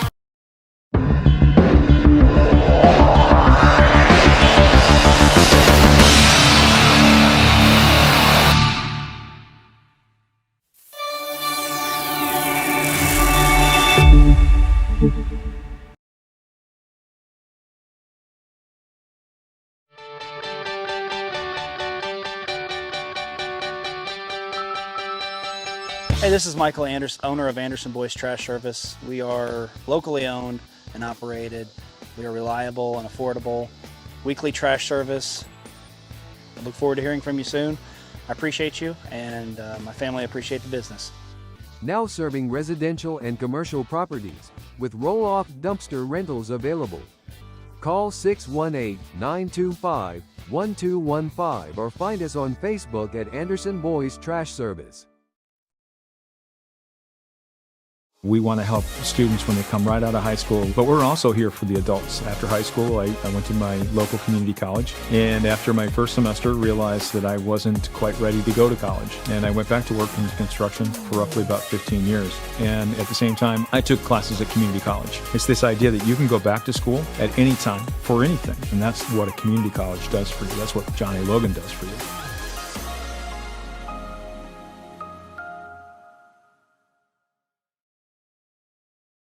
Black Diamond Harley-Davidson presents Why I Ride. Hi, I'm Les Ingram, and this is Why I Ride. I taught special education for 28 years. I haven't drank in 34 years. I needed something to relieve the stress, and the bike does it wonderfully. I've been riding 34 years. I currently have, through the Harley Owners Group, Ride 365, I have 649,607 miles. As a matter of fact, I don't want to go anywhere unless I'm traveling on the Harley.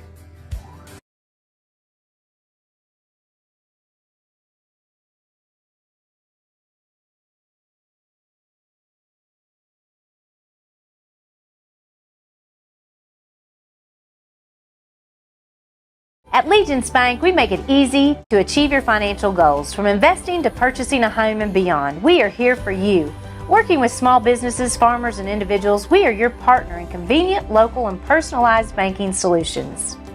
Legence Bank has helped us build our locally owned and family-operated business into the Tri-State's #1 furniture and mattress store. They've helped our dreams come true. They've been there every step of the way, and I can't imagine a better bank to work with. Thank you, Legence Bank. From investing in you to helping our communities grow, we are committed to making a difference at Legence Bank.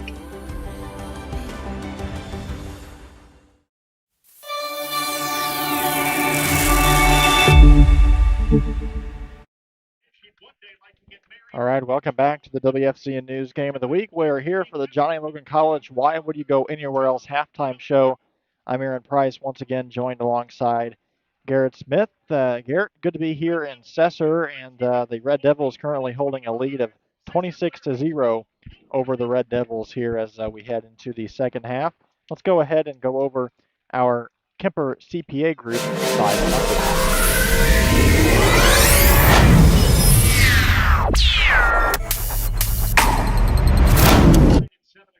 And by the numbers, brought to you by Kemper CPA Group. It's been all Sesser-Valier, right, Aaron? And you know, they had their offense rocking and rolling from the jump. They got on the board. It was Irwin with a 44-yard touchdown run with the 9:11 left in quarter one to put them up 6-0 after the failed two-point conversion. And this is Irwin's breakout run where he just squeaked in right near the pylon. The second touchdown run was from Potts from 2 yards out, 5:13 to go in the first, 12-0 after another failed two-pointer. A nice sideline grab here from Payne to Short, and that was the connection on a 3-yard touchdown pass to put Sesser up 20-0 with 54 seconds to go in the first. And then it was Rose who ran it in from 7 yards out to cap out the scoring, 26-0 at the half. That's Kemper CPA by the numbers. All right. Thank you very much, Garrett. Once again, this is the John A. Logan College Why Would You Go Anywhere Else halftime show. A lot of other games going on around the region tonight, Garrett. We're finally getting into the era of conference play here in the season, entering midseason. So, got any score updates to pass along from around the region? Yeah, I got some scores. I'll go ahead and give you the halftime scores real quick, and then I'll break into some that are still late quarter two. So at the half, Hamilton County 16-14 leading El Dorado. Fairfield 16-0 over Carmi. Johnson City 16-6 over Flora. That's the 4-0 battle between the Indians and Wolves. Nashville 21-0 over West Frankfort. Althoff and Mount Vernon 15-15. The score there. And then some other scores we got in there. It's now 13-7 Carterville on that one. Okay, 13-7 Carterville now leading. They've scored over Hopkinsville. 20-13 DuQuoin leading Pinckneyville. Murfreesboro 20-0 over Herrin. Benton up 49-0 over Anna Jonesboro. 14-7 last word from Cahokia Marion. That was last word in the first quarter, so I have a feeling something else might be different. Go tune in if you want over on the Marion Star Facebook page and see where that one's at. Centralia and Carbondale, last word from that one, it was 7-7. Nothing out of Metropolis between Harrisburg and Massac County. So that's where we're at. We already have one final in that came in from last night in the Black Diamond. That was Red Hill 30-0 over Edwards County. All right. Thank you once again, Garrett. And, man, we've seen a lot of great stuff from the Red Devils this game. Talk a little bit about running back Jace Irwin. He's been a key player in tonight's game so far, a candidate for the Black Diamond Harley-Davidson Thrilling Mower of the game as well as the player of the game. He's pretty slithery on offense. He eludes guys pretty easily, and you got to get a couple of hands on him. You got to wrap him up to bring him down because he's got a lot of yards after contact. You know, you get a hold of him with one arm, or you're not the full grip, and you're not going to be able to bring him down. Even that play where he broke free for a touchdown, a couple of guys had opportunities.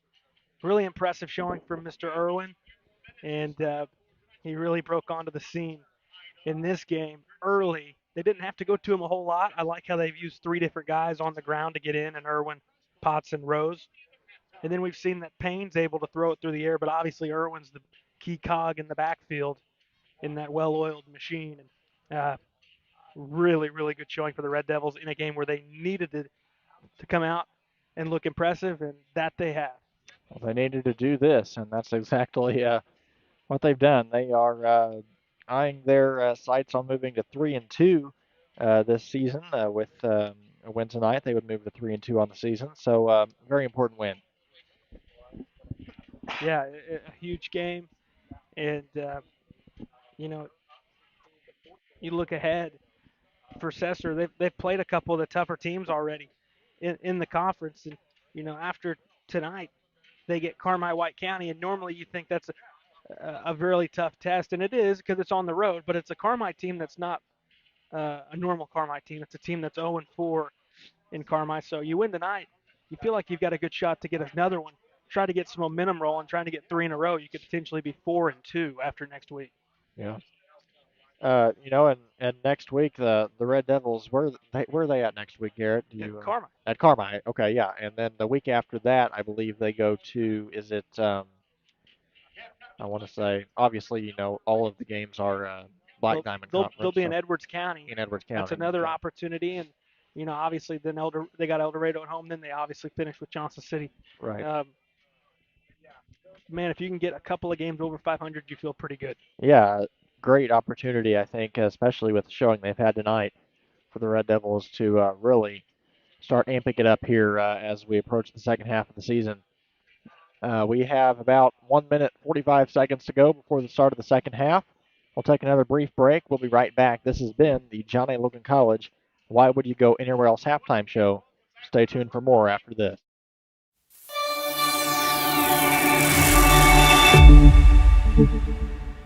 I'm excited to represent Southern Illinois when playing basketball for SIU.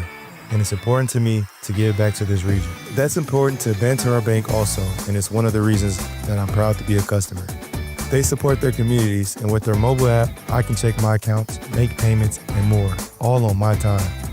Plus, they offer a Saluki Visa debit card that supports SIU scholarships and athletics. That was an easy win for me. Banterra Bank, official partner of Saluki Athletics. My part-time service in the Army National Guard gives me a lot of opportunities. I have the ability to serve close to home, wherever that may be in the volunteer state. It also provides tuition benefits, making it possible to get the education I've always wanted. And since my service is part-time, I can pursue my dream job in the career field I choose. With part-time service in the Army National Guard, I really can have it all. Visit NationalGuard.com to find out more.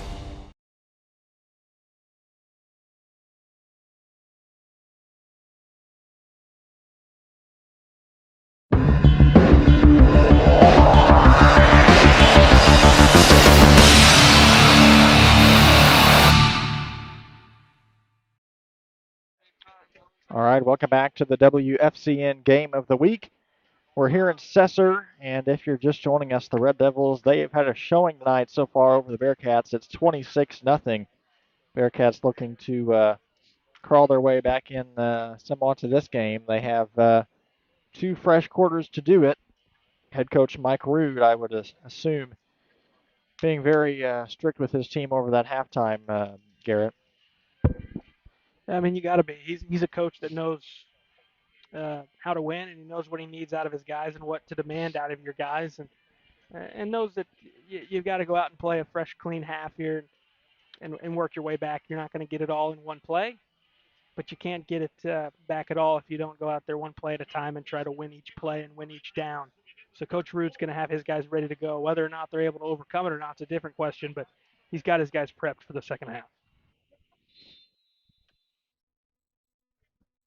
So here we go.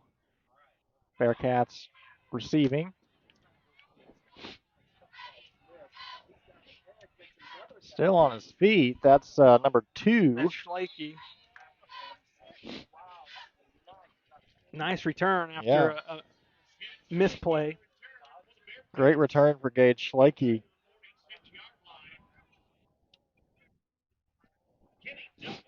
Couple updates at the half officially. It's 15-7 Carterville leading over Hopkinsville. In second quarter, Cahokia and Marion tied at 14. Great game over on the Marion Star right now, I'm sure.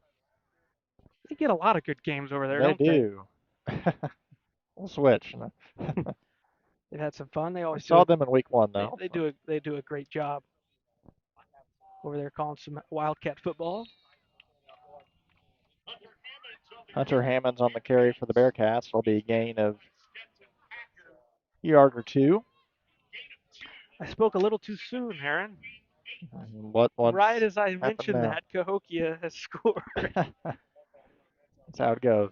22-14. Comanche is back in front, but still looks like a pretty shows good that game. It's a good game, though, right? Back and forth affair there. 2nd and 8 for Christopher. Nearing midfield. Savita with the handoff. Out to the 50 Pushed and back. dropped. Was Hammonds.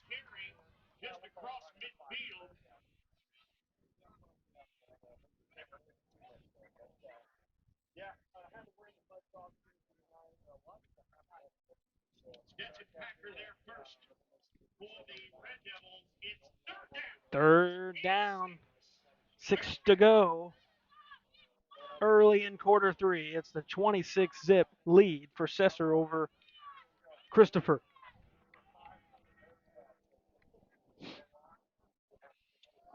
Bearcats on the 49-yard line near midfield. Handoff. Running into a heap of defenders. It's going to be a gain of maybe 1 yard.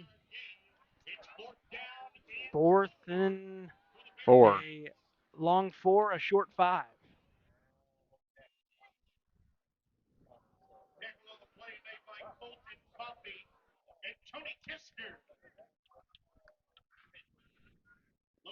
They're going to punt here.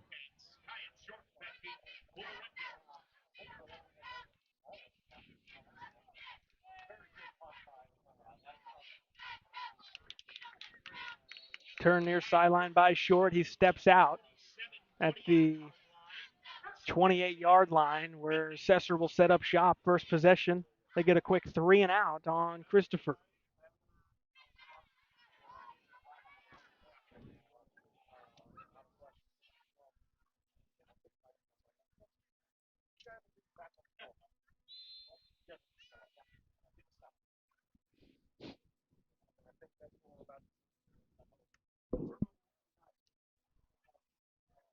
Johnston City holding a 16-6 lead over Flora in the third quarter.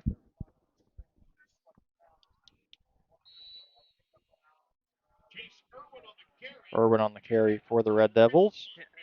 A real testament to that first half, Aaron. More points in that first half from Sesser, so in 2 quarters, than the previous 8 here at home. Wow. To start the season. Just 20 in those first 8 quarters, those first 2 complete games, and then you get a first half where you score 26.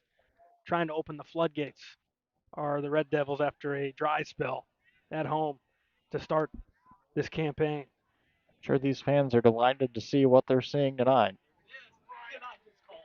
Toss to Irwin, and he's dropped behind the line. Going to bring a 3rd and long coming up for Sesser. Great job by the defense there for the Bearcats. There'll be a loss of 4 on that play. Force a 3rd and 9 on the Red Devils. 8 minutes, 38 seconds to go here in the third quarter.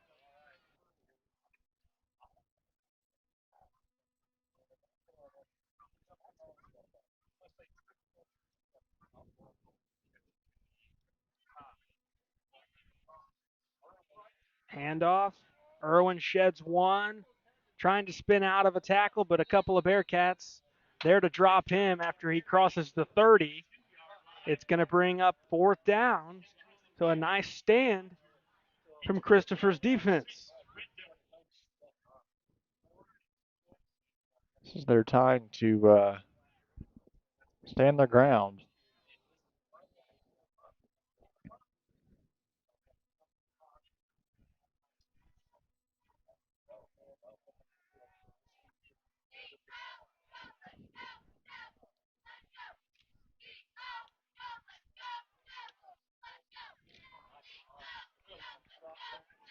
Punt gets a favorable bounce for Sesser. That's going to be down inside the 20. A nice punt.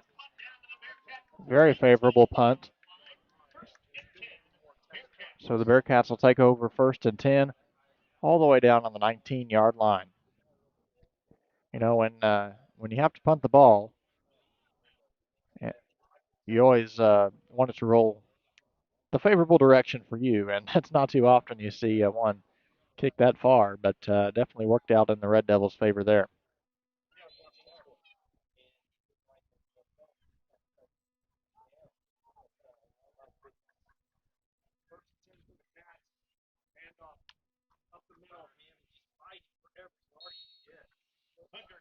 Hammonds out near the 24 where he's brought down. Gain of 5. Gets half the yardage on the first down.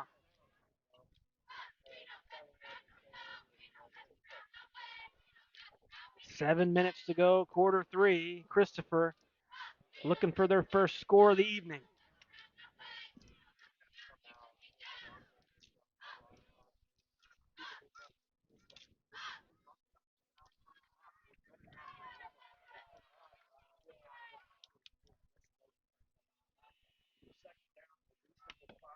Second and 5.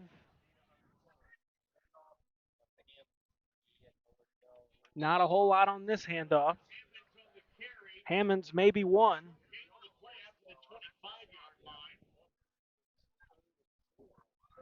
Another big 3rd down coming here, Aaron, for Christopher. And they're going to have to start capitalizing on some of these 3rd downs to get back in this contest. Yeah, it's not worked out in their favor at all tonight. Looking for a change of momentum here, and A third quarter that's already flying by. 6 minutes to go.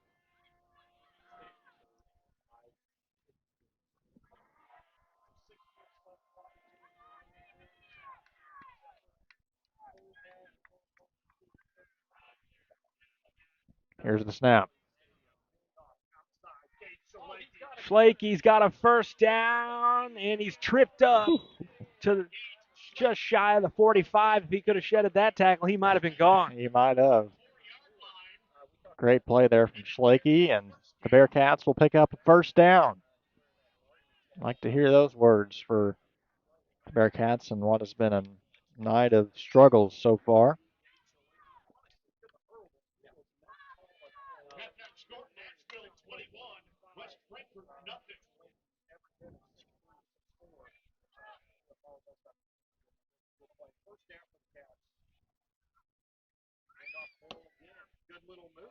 Hammonds to the 45. They'll give him a couple. 2nd and 8 coming. Again, it's just 2 yards, 2nd and 8 now for the Bearcats. Another thank you to all the sponsors that make this broadcast possible. Watermark Auto Group, Johnny Logan College, Black Diamond Harley Davidson, the Print Shop, Blush and Ivory, and much more. We thank you for your support. Here's the snap. Brought down quick. Stopped at the line. Maybe even a loss of half a yard. Another big third down, Aaron. And you're right, that timer in this period is flying by. 4:35 to go. Christopher has to get moving. You're not sure how many more possessions you'll have left in this game, the way the time's going. Both teams with 3 timeouts left in the second half.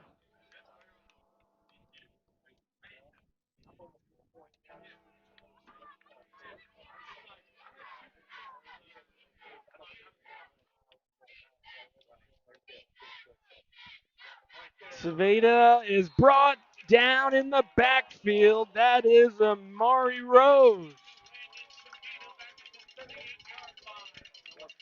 Quick to the ball. He gets to Saveda. 4th and a long ways. You're so far back now, you don't have a choice if you're Christopher. You got to send this one away. Right. Despite time bleeding down quickly.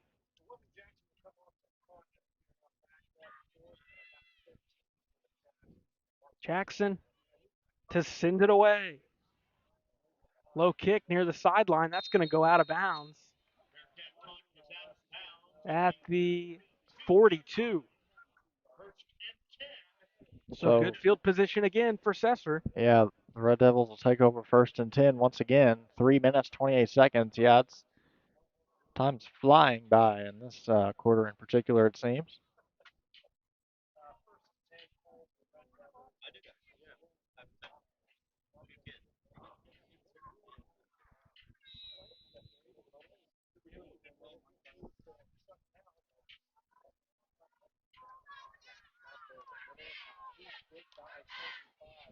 And Sesser, no reason to be in a rush now. You've got a good lead. Just take care of the football. Payne. And that looks like a face mask coming in on Christopher. You can see Payne's head whip backwards. Yeah. That's at least what it looks like. We'll await the official word.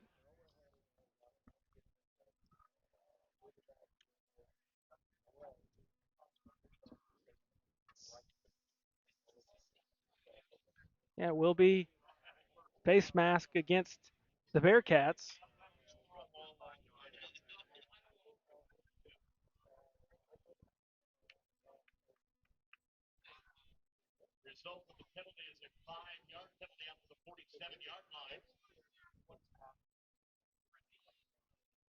Red Devils looking to take advantage of that mistake.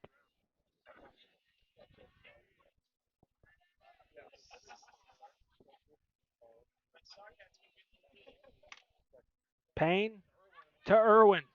Breaks free. He's got enough for the first down. Forced out of bounds. Crossing midfield. to the Bearcat 45. Another first down for the Red Devils.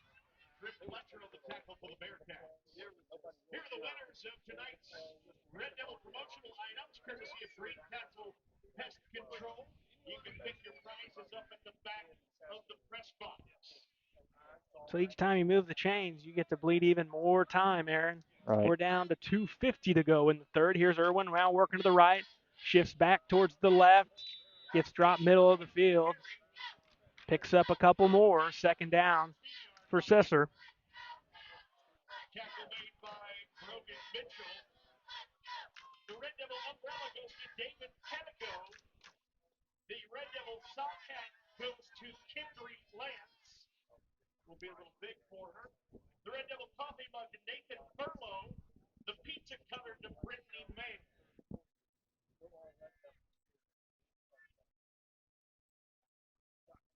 Payne, handoff.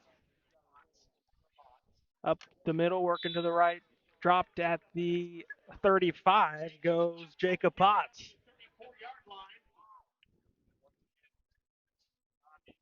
Two minutes, 5 seconds to go here in the third quarter. A big part of this game, Sesser has controlled the tempo from the jump, Aaron, and they've not allowed Christopher to really get in any sort of rhythm offensively. You control the tempo, you're in a very, very favorable position, and that's where Sesser has put themselves in this game. They continue to run the game clock down each play and each new set of downs. Rose, a big gap. He goes up the middle. He's going to be dropped down out near the 15-yard line. Another first down for Sesser-Valier. He's been great tonight as well on both ends. Minimal touches, but he's really made them count. He's taken advantage. He's got the big TD, and he's got a couple of big breakthroughs, and then obviously that big tackle in the backfield on the defensive side of the ball. Last possession for Christopher.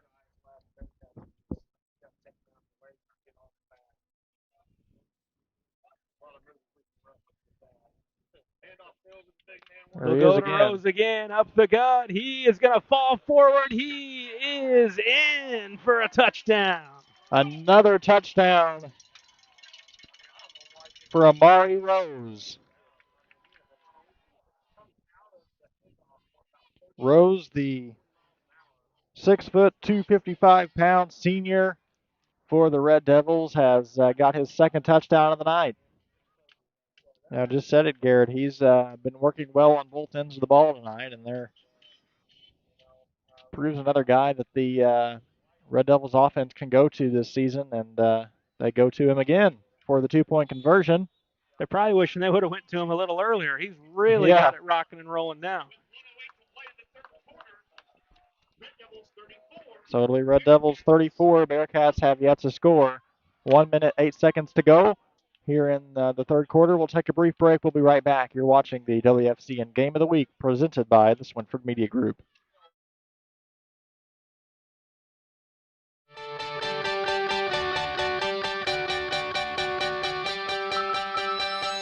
Hey, this is Michael Anderson, owner of Anderson Boys Trash Service. We are locally owned and operated. We are reliable and affordable. Weekly trash service. I look forward to hearing from you soon. I appreciate you, and my family appreciate the business. Now serving residential and commercial properties with roll-off dumpster rentals available. Call 618-925-1215 or find us on Facebook at Anderson Boys Trash Service.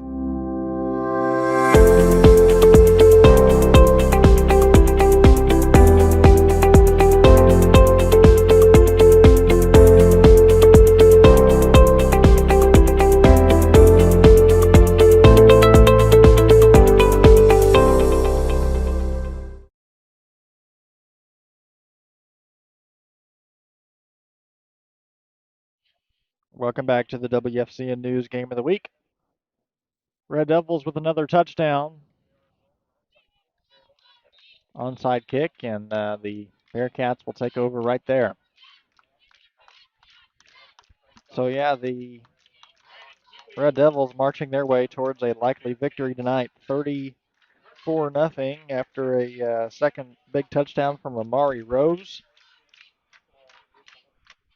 And the 2-point conversion's finally working out to the Red Devils' advantage tonight as well. Yeah, he's strong. It went to him on the 2-pointer, and and right up the middle, you kind of knew what was coming, and you couldn't do anything about it. You only needed a couple yards. And riding his momentum, you weren't going to stop him there. 1st and 10 on the 47-yard line for the Bearcats.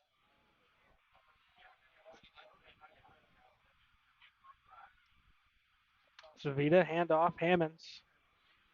Falls forward, good gain on 1st down. Probably about 7. Yeah.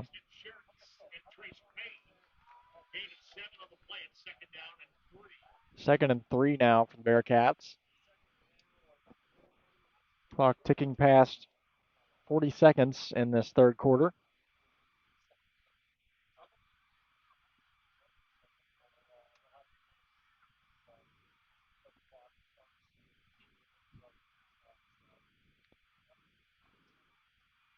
So the Bearcats likely going to run one more play here before the end of the third quarter. And here's the snap.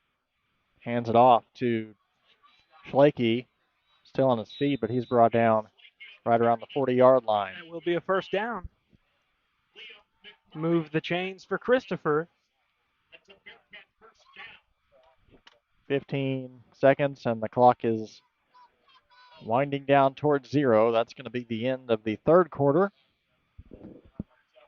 We'll take a break and come right back. You're watching the WFCN Game of the Week, powered by the Swinford Media Group. Curious what's been going on at the Marion Mall? You're in luck. October 3rd and 4th at the Oasis Grand Re-Unclosing, we aren't only showing off our RV and power sports inventory, we're showing off all the that's been going on inside the mall as well. More RVs, more ATVs, more You don't want to miss out. Trust us. Tons of new from the ones who more better. Oasis Power Sports and RV. We more better. I'm excited to represent Southern Illinois when playing basketball for SIU, and it's important to me to give back to this region. That's important to BankFirst Bank also, and it's one of the reasons that I'm proud to be a customer. They support their communities, and with their mobile app, I can check my accounts, make payments, and more, all on my time. Plus, they offer a Saluki Visa debit card that supports SIU scholarships and athletics. That was an easy win for me. BankFirst Bank, official partner of Saluki Athletics. At Legence Bank, we make it easy to achieve your financial goals. From investing to purchasing a home and beyond, we are here for you. Working with small businesses, farmers, and individuals, we are your partner in convenient, local, and personalized banking solutions. Legence Bank has helped us build our locally owned and family-operated business into the Tri-State's #1 furniture and mattress store. They've helped our dreams come true. They've been there every step of the way, and I can't imagine a better bank to work with. Thank you, Legence Bank. From investing in you to helping our communities grow, we are committed to making a difference at Legence Bank.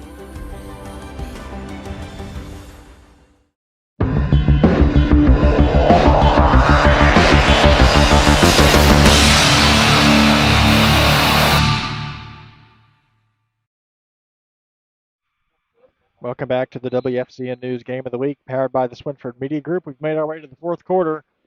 Bearcats yet to score, and it's Red Devils looking to continue to add to their total tonight. Bearcats football, and that's their Fletcher is brought down quick, right just shy of the 40-yard line. Yeah, he lost a yard or two, didn't he? Yeah, he lost 2 yards.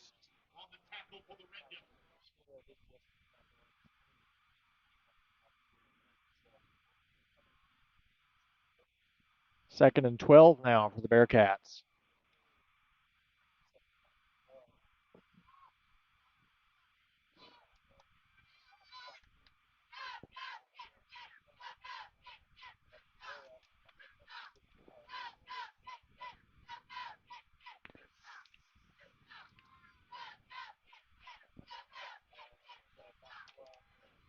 Mount Vernon trailing 22-15 now in their game against Althoff. Johnston City 24-14, leading Flora. Fairfield now 30-0 as this ball's thrown out of bounds. Going to bring up 3rd and long. Marion trailing Cahokia 22-14 at the half. El Dorado takes the lead on Hamilton County 20-16 in the 3rd. And Nashville 27-0 leading West Frankfort in the 3rd. After last week, we had so many games that were close last week that it's almost like we can't complain this week, but not quite as many entertaining games, I'll say, out there, but there's still several, though. An interesting one to me was the DuQuoin-Pinckneyville at the half. Yeah. Pinckneyville really keeping it close, just down 20-13. We'll continue to get some updates from there and elsewhere. Perry County bragging rights game up there. Yeah. This ball's Loose not ball. free, and it looked like a Bearcat got back on it.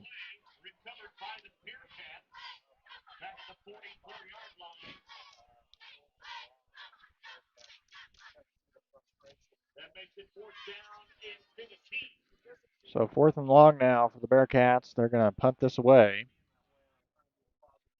You know, you heard it in the pregame interview we had with Coach Rude. This is a team that they've seen progress already this season, 2-2 on the year from high snap over the head of the punter, and he's going to be brought down at the 25 where Sesser will take over. But, you know, this is a team that has struggled in recent years. They've seen a little bit of progress this year, but like Coach Rude said, this is a team that's likely going to take some time to get it back to where they were when he was in high school. You know, this, as he mentioned, was a team that a lot of others feared on the gridiron, and it'll take some time. Christopher had, for a long time, had a really good football program, and they are working to get that back. Here's Rose down to the 20. I think the Red Devils have figured out that Rose is the guy to go to here late. It's been working, that's for sure.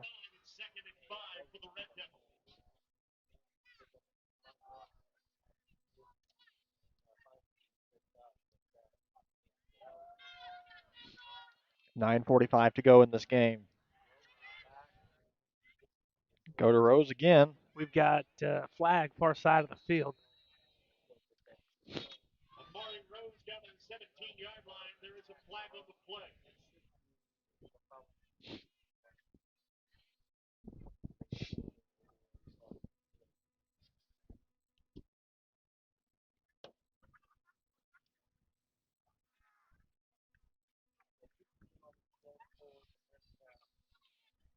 Third quarter score of the Black Diamond Conference, Hamilton County 23, El Dorado 20. Penalties against the Bearcats. It's a pretty good game tonight between Hamco and El Dorado, too. I'd say that would be a candidate for probably the closest game of the night. We mentioned that could be a good one, and it's turning into one. Our teams are going back and forth, trading the lead. Last time we said it, it was El Dorado leading, and now we just heard word that Hamco back up by 3 points in that one. Saw the Eagles last week at Johnston City. I was pretty impressed. I was impressed as well. Got away from them late, but they looked really good in the first half, and I was impressed with El Dorado's squad. Irwin inside the 10, going to be dropped around the 7.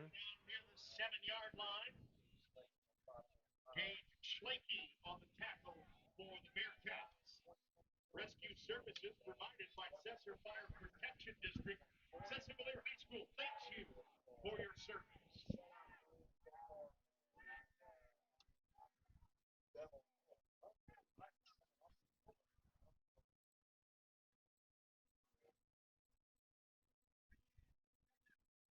Here's the snap.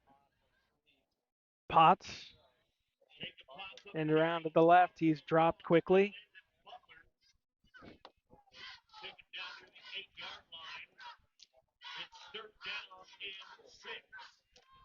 Third and 6 now for the Red Devils on the 8-yard line.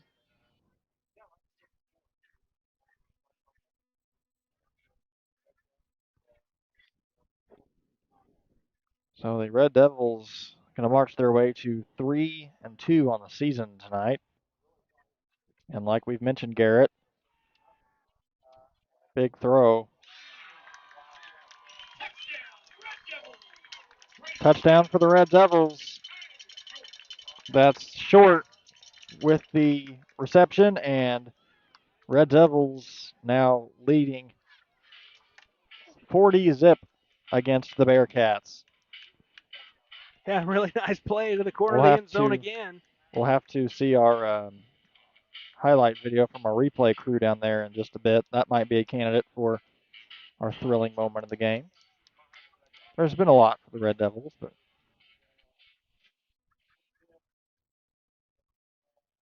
loose ball on the field. So the 2-point conversion fails for the Red Devils, but it's 40-0. 8 minutes, 13 seconds to go in this game. We'll take another look at that touchdown in just a second, right after the break. Curious what's been going on at the Marion Mall? You're in luck. October 3rd and 4th at the Oasis Grand Re-Unclosing, we aren't only showing off our RV and power sports inventory, we're showing off all the that's been going on inside the mall as well. More RVs, more ATVs, more You don't want to miss out. Trust us. Tons of new from the ones who more better. Oasis Power Sports and RV. We more better. My part-time service in the Army National Guard gives me a lot of opportunities. I have the ability to serve close to home, wherever that may be in the volunteer state. It also provides tuition benefits, making it possible to get the education I've always wanted. And since my service is part-time, I can pursue my dream job in the career field I choose. With part-time service in the Army National Guard, I really can have it all. Visit NationalGuard.com to find out more.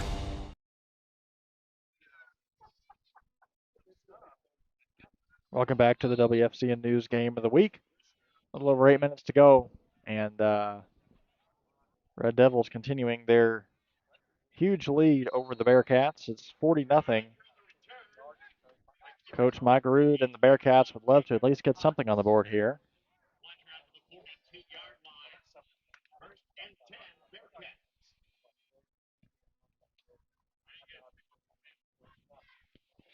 But yeah, I mean, we had mentioned it through the halftime show a little bit. There was obviously a lot of hype on this game, obviously because of Coach Rude, and this is the 148 rivalry matchup. But Bearcats just not coming up with much tonight. Red Devils 40-0, leading them here late today. The Bearcats will look to rebound next week. Got a flag tossed in on the first down gain from Fletcher. We'll await the flag on the field. Bearcats are going to move to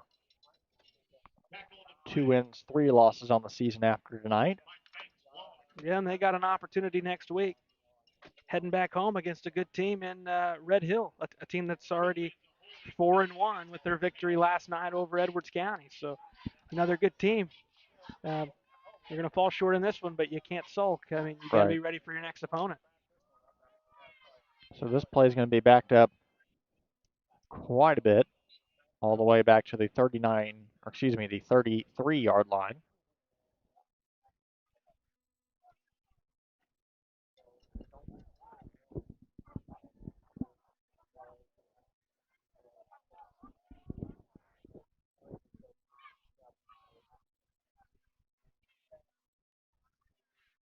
Here's the snap.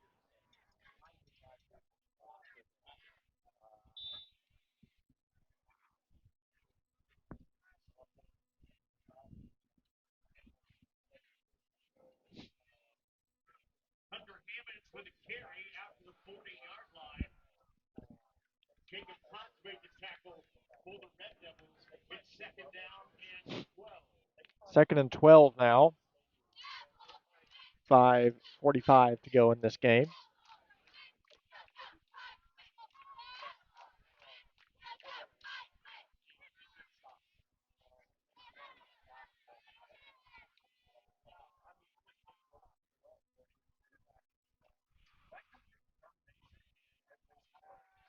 Savita looking for receiver downfield. He hits a man at the 45. That's Schlakey and falls forward to the 44. 5:15 to go in the game. Great play there. Great reception by Schlakey. So this will move the ball up to the 43-yard line. That's where it'll be 1st and 10 for the Bearcats. 4:57 to go in this game.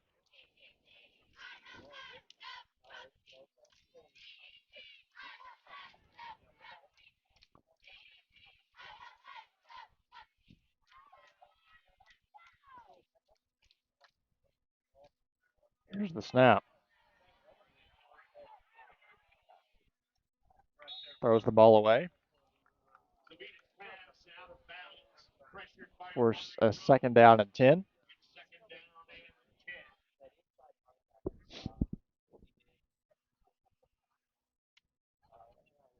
Early 4th quarter of the Black Diamond Conference. Fairfield 30, Flora 14.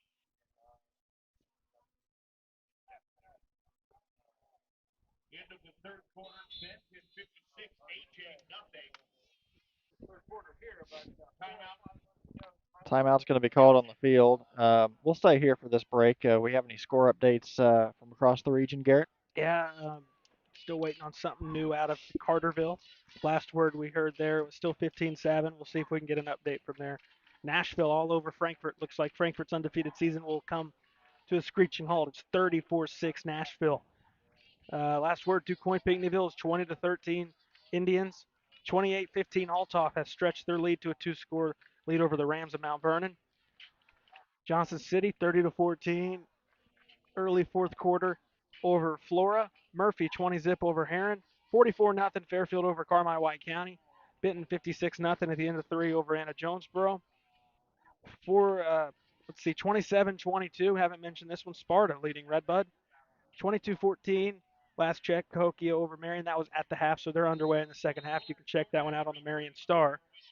Hemco 23-20 in the 3rd over El Dorado. 21-14 Centralia leading Carbondale. All right, that's a look at your scores from across the region. Oh, we have a big update from Carterville and Hopkinsville. It's the 3rd.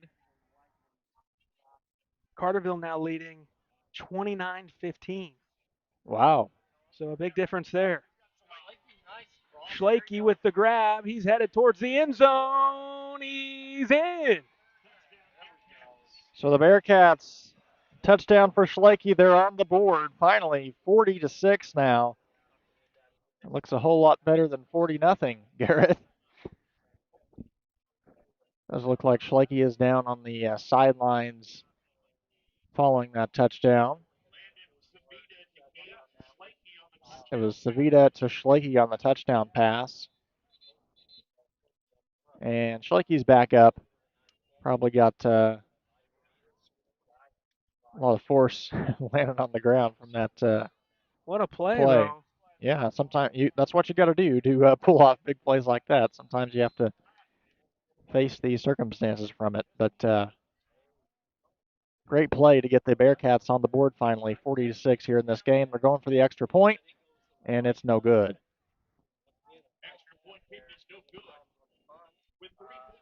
3 minutes, 43 seconds left to go in this game. We'll take a break. We'll be right back. You're watching the WFCN Game of the Week.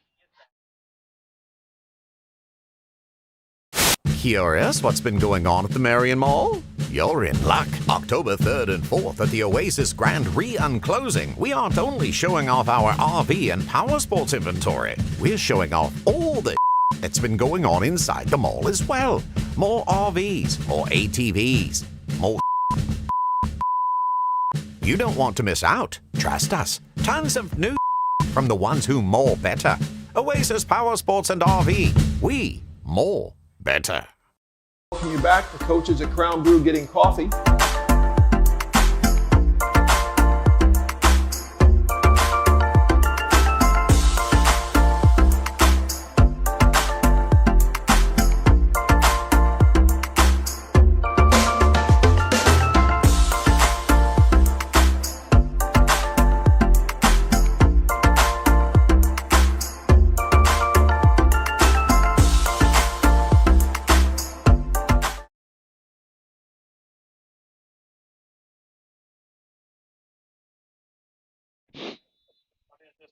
Welcome back to the WFCN News Game of the Week. This game just about over. It's 40-6, but the Bearcats finally getting on the board here late on a big touchdown reception to Schlake. Yeah, from Savita, who's had a frustrating night looking to pass the ball, but had a nice connection there with his favorite receiver. Potts on the return. He's out across the 40, out to the 50, and drug out of bounds. We got a flag back behind the play.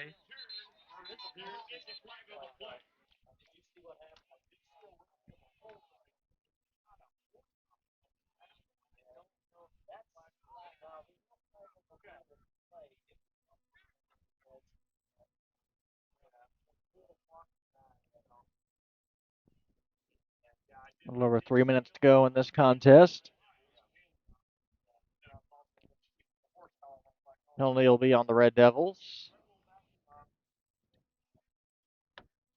Go back up all the way to around the 30-yard line, right at the 30-yard line.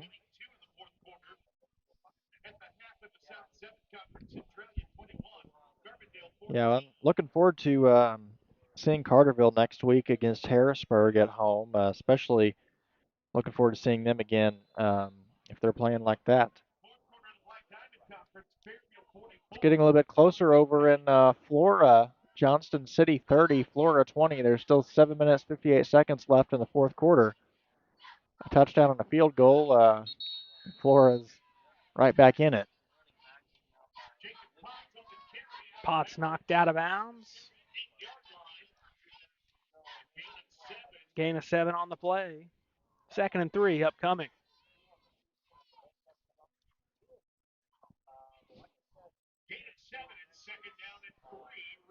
Second and 3 for the Red Devils, 2 minutes on the clock. Don't forget we have the Deaconess-Illinois postgame show coming your way. We'll see some highlights from the game tonight, as well as recap scores from around the region.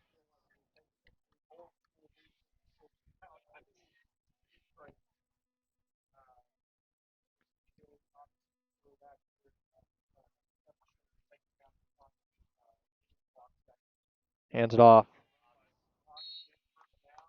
Potts picks up the first.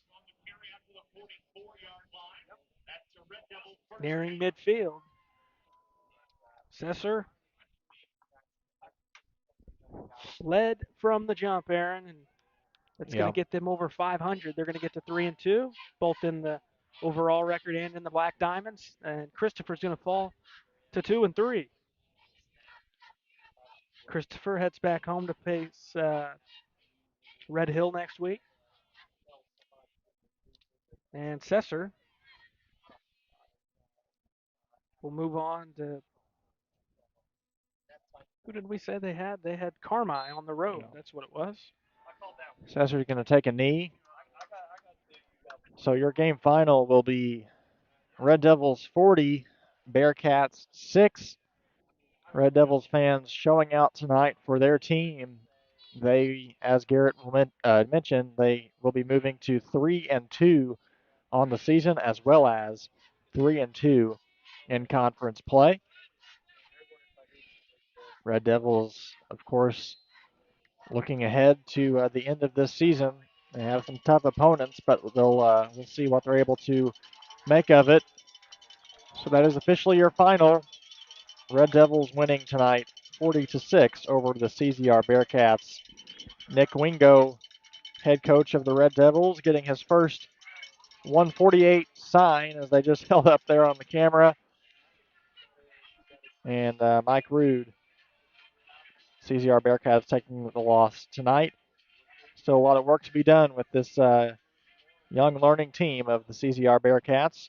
We'll highlight tonight's game and some other scores from across the region coming up right after the break in the Deaconess-Illinois postgame show. Keep it here on the WFCN News Game of the Week.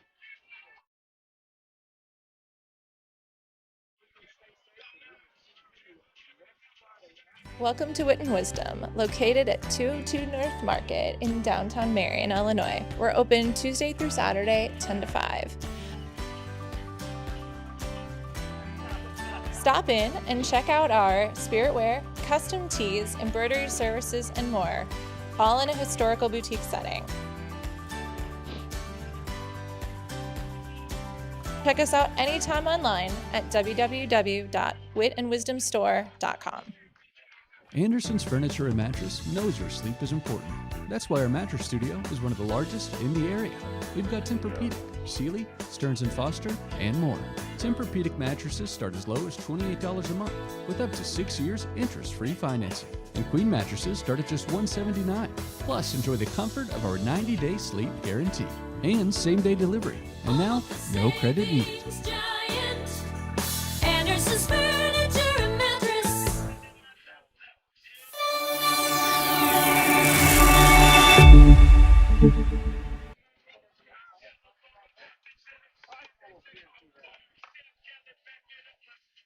Welcome back to the Deaconess-Illinois postgame show.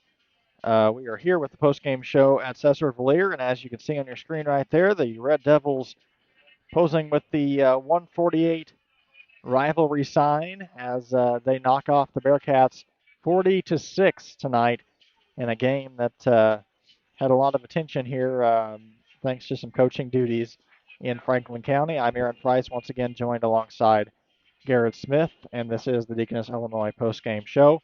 Saw a lot of action from the Red Devils tonight. A lot of players really standing out for the team tonight. Number 44, Amari Rose, had 2 touchdowns tonight, as well as Jace Irwin showing out well tonight as well.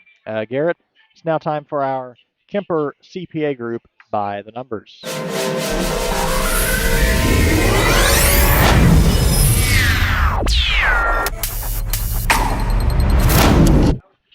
All right, Kemper CPA by the numbers. Walk us through what we saw in tonight's game, Garrett. Yeah, let's go over our scoring. It's our CPA by the numbers. And back in the first half, 9:11 to go in the first, it was a 44-yard run from Jace Irwin that really got the offense popping right out of the gates. Then 12-0, a 2-yard run from Potts would give Sesser-Valier a 12-0 lead. 20-0, 3-yard pass from Payne to Short. Nice play in the back corner of the end zone. Then a 7-yard run from Rose to make it 26-zip late in quarter 2. Going on to the second half, 34-0 with 1:08 to go in the third. It was a 15-yard run from Rose. 40-0, 8:13 left on the 8-yard pass from Payne to Short. And then Christopher got on the board, 44-yard pass from Savita to Schlakey, 40-6. That's where we ended up. That's your Kemper CPA by the numbers. All right, thank you, Garrett. Once again, there's the Sesser-Valier Waltonville Red Devils celebrating following their 46 win tonight over the CZR Bearcats. It's now time for our Black Diamond Harley-Davidson Thrillville Thrillbillies thrilling moment of the game.